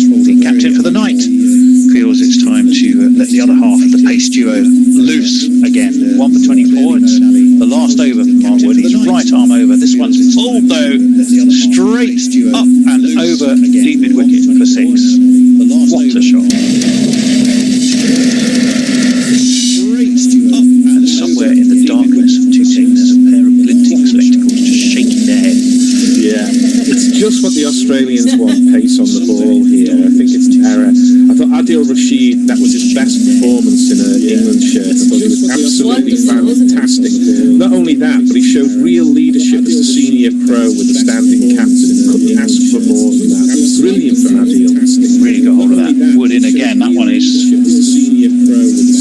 through Marsh. He must have got a little bit of a bottom edge on it. Johnny Bairstow comes herring in, but I don't think Marsh thought for a second he was about to go and take a single there. Bottom edge on it. Johnny Bairstow comes herring in, but the run was not there. Thought for a second he was about to go and take a single there. We'll tell you the equation. 28. It's literally a runner ball. 28 off 28, but it was only 4 nights ago that Australia felt that they were home hosed and everything in the garden was extremely lovely, and then everything fell apart. What can Mark Wood do? In he comes. This was pushed into the onside. They run one very quickly. They've come back for 2. The mid wicket is very deep, and it enables them to do that. So runner ball needed. Every time they take more than that, it grooves in the assets column, Gary. Yeah, I mean, I like the fact that he had a slip in Moeen when the spinners were on, and he had a leg slip for his own bowling. But I just think this is an error. You just have to do it at this point. You have to do what your opponents don't want. And what they don't want is the liquorish all sorts of Tom Curran and the pace off of his own bowling, or even Downley. What they do want is to have that ball coming onto the bat. Yeah, very true. Yeah, Tom Curran bowled well. Well, they're saving him for the end, but not careful, they won't get to the end. No, exactly. This one's cut through point. There is a man down there, but it won't matter because it was just magnificently got hold of by Mitchell Marsh, and it's 4 more. Through point. There is a man down there, but it won't matter. So this time Australia seems very much intent on not committing the misdemeanors of Friday night. It was only Friday night. It seems like forever ago. The thing about these games, and this summer they just have rolled around sort of back to back and so quickly in a condensed time period. We've never had the games that run into each other so much. No, that's extraordinary. 6, 0, 2 and 4 so far this over. In comes Wood, and this one is driven slightly uppishly straight to cover. And it's a rare dot ball so far this over. This Mark Wood over indeed by and large. This Mark Wood spell straight to cover. I'll tell you what, the games have come thick and fast. There's been some good cricket play. It's not always been at the highest standards, but it's been competitive. And there's not much to choose between the teams at times. England eventually pulled away from both Pakistan and West Indies, but for a long time those series were tight and competitive. And it's again, these matches could have gone either way. Particularly, I think, an Australian team that had a bit more warm-up matches. Mark Wood is in for the last ball of his spell, and as if to help Australia on their way, he spears this one down leg. It's given as a wide. He will have to bowl one more, and he's nated a run. He spears this one down leg. It's given as a wide.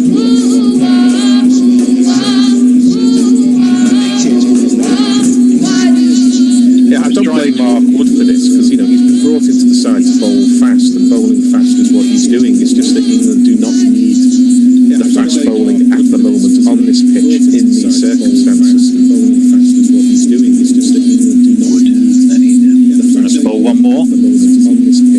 That one is just short of a length. The bat is dropped on it by Marsh, away into the onside, takes a single. He'll keep the strike. The way he's been batting, I think Australia will definitely consider that as a good result. Only 20 needed off 24 balls, so 4 overs, 20 runs. It really is. Well, England are going to have to grapple this back. It would be even more spectacular, I think, if they were to somehow not pull this one over the line, Australia.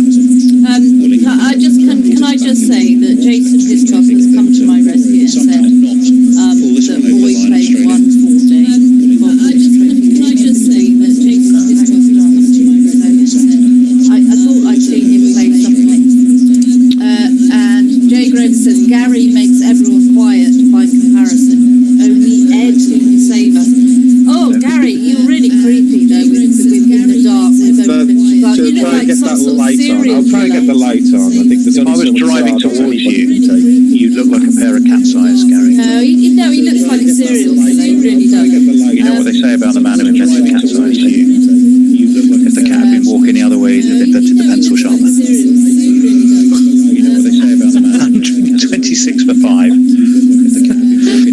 Tom Curran, we're pretty much getting to last chance saloon here. Well, now we can see your room, but you've become the man of the shadow.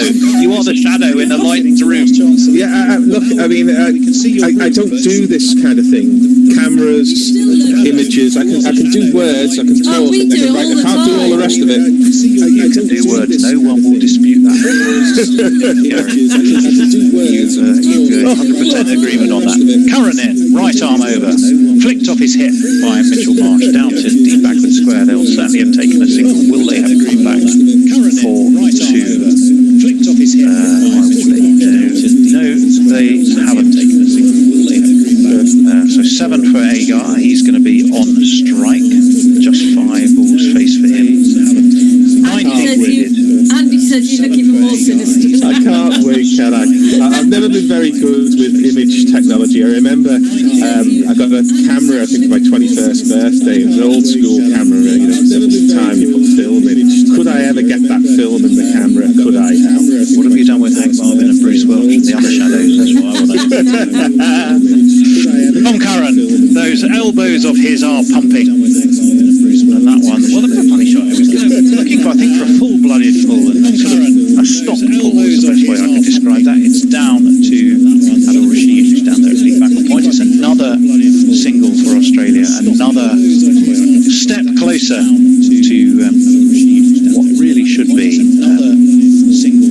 a victorious evening for them. Would send them undoubtedly, confidently on their way to Old Trafford. Let's see how many slow balls Tom Curran holds in that thought, Gary, just for a moment, as Curran is in. This one's pulled, it's uppish. It's uppish, it's dropped and it's plugged. And Mark Wood does little juggle as he'd run round from long leg. It's uppish, it's between 2 more to score. There is a cricket connection. There is a cricket connection with the shadows. We probably don't have enough time to ask Twitter this, but do you know the cricket connection with the shadows? Well, I suppose I led you into that by actually making the shadows joke in the first place. That's the sort of thing you'd ask at a test match when you've got 5 days rolling out in front of you. Plenty of time for people to think about the probably exceedingly unlikely answer. I'll give you the answer in the next over. Well, now you've got me intrigued. 130 for 5. In comes Curran. He's bowling to Mitch Marsh, who guides this easy as you like to point. They scamper another single. He's just 71 miles an hour from Curran. 15 now off 20. And we're in miracle leading territory. We're getting there, aren't we? Nestless says, Gary, I know you don't do technology, but table lamps have been around for a while, I think. We're getting there, aren't we?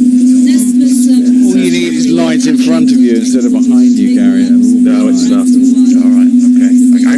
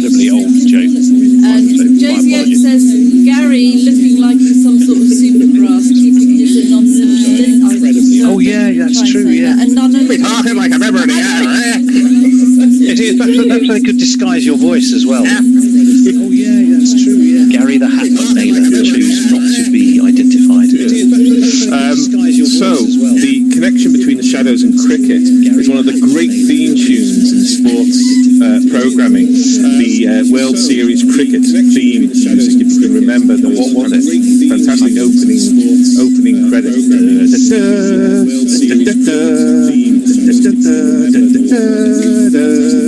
Thank you, Gary. Thank you. Right. Well, and it was written by the drummer of the Shadows.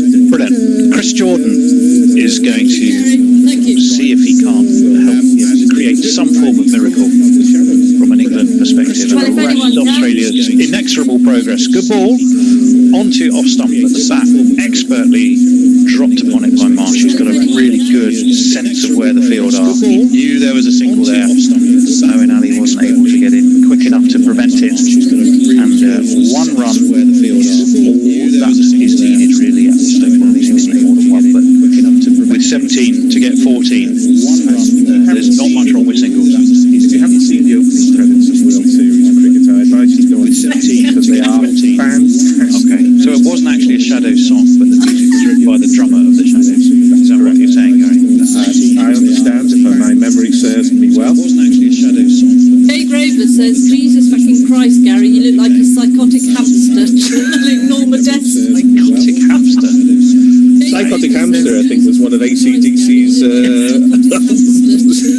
Talked about that earlier. Oh dear, 14 off 17. And that one is away to deep point. Another single taken. I had a hamster once, found him in the morning. The cage had been completely smashed up. Looked like he fell asleep at the wheel. Another single taken. Oh Lord, well, God help it. Gary, shall I explain or will you? I got it now. It's late at night. 3 for 5. Right, so 113 is needed by... Already a car crash of a joke.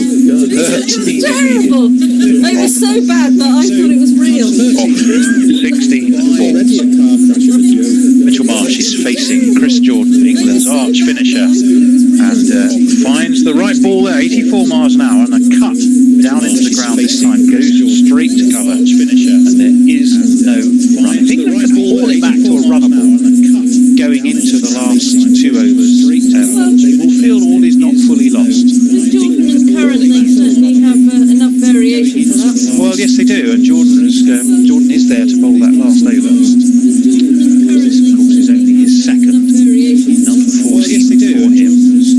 Nervous looks on that Australian bench as Jordan is in, and that one's full. It was looked to be flicked away to leg, and in fact, it's gone pretty straight to long on.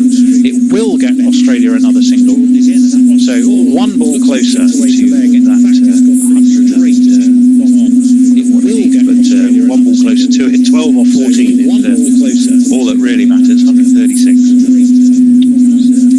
Messenger says, things you expect to hear on Guerrilla Cricket, number 239. Gary Naylor looks like a serial killer. He really does. Messenger says, yeah, there's always one on University Challenge. Jesper and I often play Spot the Serial Killer on University Challenge. Always one. Chris Jordan. There's always one on University Challenge. Jesper and I often play right around, I beg his pardon, and that one is worked away by the left-handed Agar to mid-wicket. They get themselves another single. The equation comes down to 11 off 13.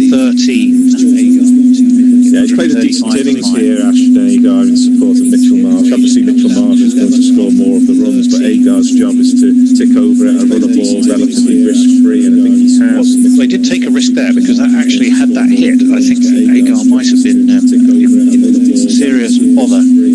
But Marsh has done well. I mean, considering that they've juggled the pack. Remember, moved Stoinis up the order to give him a bit more time. Marsh has done well. Marsh has done the job that's asked of him really well so far, and he's pulled this as a half parry stop at mid-wicket, but they will still get 2. So 9 from 2 overs, 4.5 and over. Analysis. I'm really having trouble with my words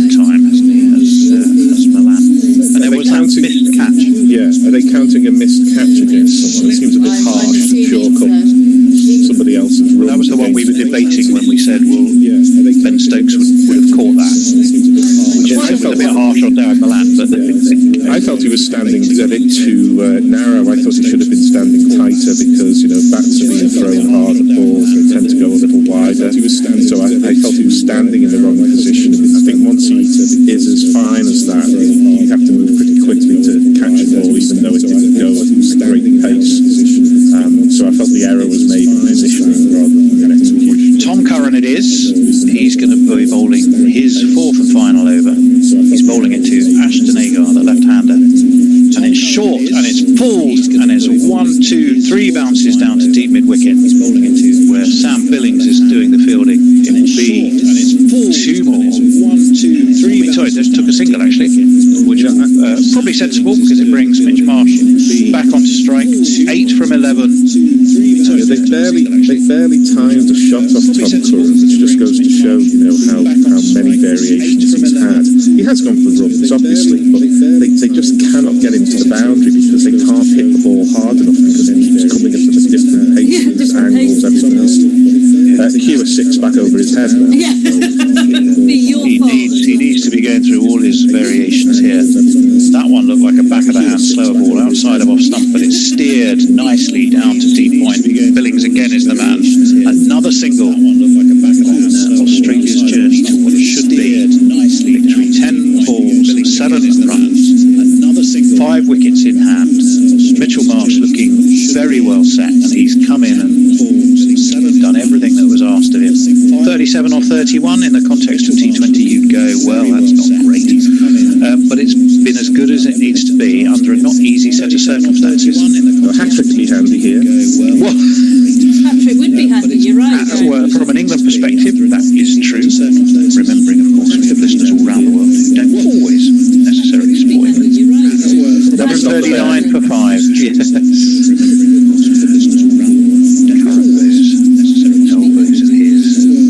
Away, and that one is driven, and it's driven through mid-off for 4. Away, and that one is driven, and it's driven through mid-off. And with that, I would say any question, any vestige of hope or optimism that England may have harboured has sailed. Yeah, he went for the Yorker there, did Curran, and he just got it slightly wrong. You're going to get drilled. Beautifully driven though, and Archer was one of those sort of odd dives where he was sort of fully, what's the word I'm looking for, like stomach on the ground all the way, when you kind of expect him to be diving sideways. Curran's going to be in around the wicket. This one is pulled down to long leg. Adil Rashid is down there doing the fielding. Restricts that to a single, so 2 needed from 8. 1 would secure a tie. I don't think we need to be considering that too much. 2-1 is likely to happen. Will it happen in this current over? I'll tell you what, it would have been very harsh on Australia to lose this series 3-0, I think. Yeah, well, the scorebook doesn't lie at the end of the day, but nonetheless, that was a spectacular fail in the first game. In comes Curran, whipped off his legs, but whipped straight to mid-wicket on the bounce. Just 70 miles an hour from Curran. Are we going to go down to the last over? Straight to mid-wicket. Well, says Annie, hopefully. You look like you're watching a horror film. Well, you're hiding your face behind your hand. I can't see Gary. Yeah, I was just going to say. You have. Yeah, that's true. I'm the Jason of the horror movie. You're the psychotic hamster. I'm the Jason of the horror movie. Curran, 1 ball left of his spell. He won't want the winning runs to come off him, but there's going to be 1 at least because it's pushed to Chris Jordan at mid-off. Scores are level going into the last over. The match is already tied. Just 1 needed for Australia to win.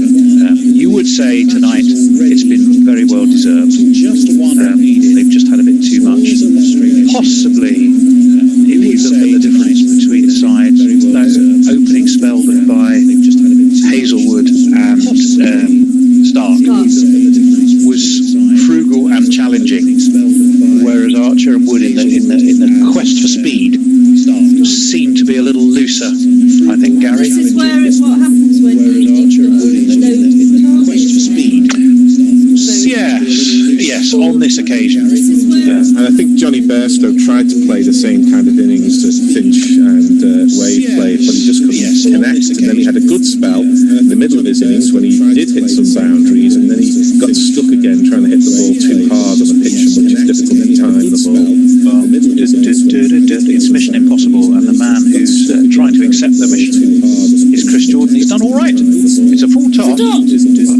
floaty full toss, but it's driven straight a bit on by Mitchell Marsh. So now it's 1 from 5. What will Chris Jordan have up his sleeve? I mean, there's a finisher and there's a finisher. The finisher who's going into the last over where the opposition needs 1 run with 5 in hand is a tall order. Under any set of circumstances. Let's see what he's got this time. Handy, wouldn't it? Well, yeah, hat-trick and some more. Marsh stands tall and ready to man for the player. It's full again. It's well judged, but away into the onside, straight to the offside, I beg your pardon, straight to cover. Justin Langer wriggling. We've just seen a distinctive nervous wriggle from Justin Langer. If there are any waste paper bins anywhere near him, I'd move them now if I was the authorities at the Hilton Hotel in Southampton. 145 for 5. 1 needed from 4. Can Chris Jordan produce 145 for 5? It would be surely a super over when you needed 1 run off the last over. It would be unheard of. Let's see, England have got they've got sort of a fly slip. There's many fielders who can be in who are in, of course, because there'd be literally no point in having them anywhere else. Oh, there is, though. It's always useful to have a man sort of 3/4 back at cow corner, because you try and hit it over. They loft one over the top. Yeah, always have a man out at cow corner. And I think there is one at sort of... Well, there's a man at Deepwood Wicket. And that one, this will get them the run. It was looked to be pushed away to mid-wicket. They've got the single they needed. The throw might well have claimed it, but Australia have won this by 5 wickets. Very well played them. Clearly relief up there on that Australia balcony. But better team, I think, got home tonight. But the series is England's. Australia, though, have placed an interesting marker down as they get into their bio buses and head off to their bubble buses and head off to Old Trafford. Well, what do we make of that, Gary? Well, I felt that England, they struggled to get the ball away, particularly in the power play. You know, I think England were 31 or 33 for 1 after the 6 overs, and that's not enough. They then sort of played quite well, got up to a score, but we always felt it was kind of 15 short, I think. And then Australia came out to bat, and I think the changes that Australia made came off with them. I thought Wade did his job. He didn't make that many runs, but he certainly played with real aggression. The captain played well and looked a good touch all the way through. And then Mitchell Marsh looks a decent back. So I think that they've got some looking at their team to do for the ODIs. And Warner will obviously come back, but I think they've got to find a way to get Mitchell Marsh and to Matthew Wade into this side. I think Alex Carey's place is a bit under question for the 50-over stuff. As for England, they're missing some of their big guns, and at times they looked like they were missing some of their big guns. They really only came close in defending that score due to a fantastic spell from Adil Rashid. Tom Curran was tidy as usual. The option of pace that came off so well on Sunday, playing in the afternoon, didn't come off so well on the same pitch that was obviously older, stodgier and underlight second time around. It's often going to be the case like that. They're high risk options, bowling at 90 miles an hour, Woods and Archer. So I think it was a decent match. It's not always again the highest skill. I think it was a decent series, and I think both sides have got some thinking to do as they go into the ODIs, which I'm very much looking forward to. I enjoyed this series rather more than I usually do in the T20s, and yet again I'll just finish off my bit by saying I thank the Australians for coming over here, for putting up with the rigours of the biosecure bubble, and playing hard and fair for the 3 ODIs. Yeah, well said, Gary. I think we would all second that.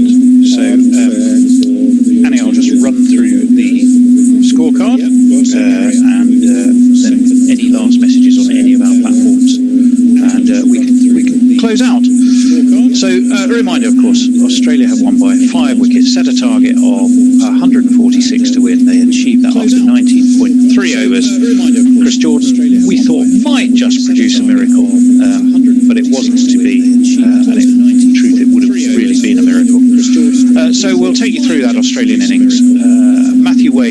13, he was caught Jordan at Bold.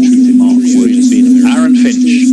So we'll take you through that. A good 39 off 26. Bold Adil Rashid, who really did come to the party and set Aussie hearts a-fluttering, not in a good way. Marcus Stoinis, 26 off 18 for him, elevated up the order and made his runs in rapid enough order, but probably not enough. Maxwell, 6, caught Karambold Rashid, misjudged, reverse sweep. Maxwell, 6, and something's popped up on my screen there. Threw me. Hold on, I'll keep going. Maxwell, yes. Steve Smith, a rare failure for him in any form of cricket, but batting in the unusual position of number 6. He only 3. He was the second victim for Rashid getting a leading edge and was caught and bowled. Mitchell Marsh, the star of the show, I think, for Australia, very calm, very assured, and even though he toyed with the English bowlers at the end a little bit, saw Australia over the line. 39 from 36 for him, 16 off 13 for Agar, so they were the 2 not-out bowlers. No wicket for Archer, who was really caned a fair bit early on, north of 32.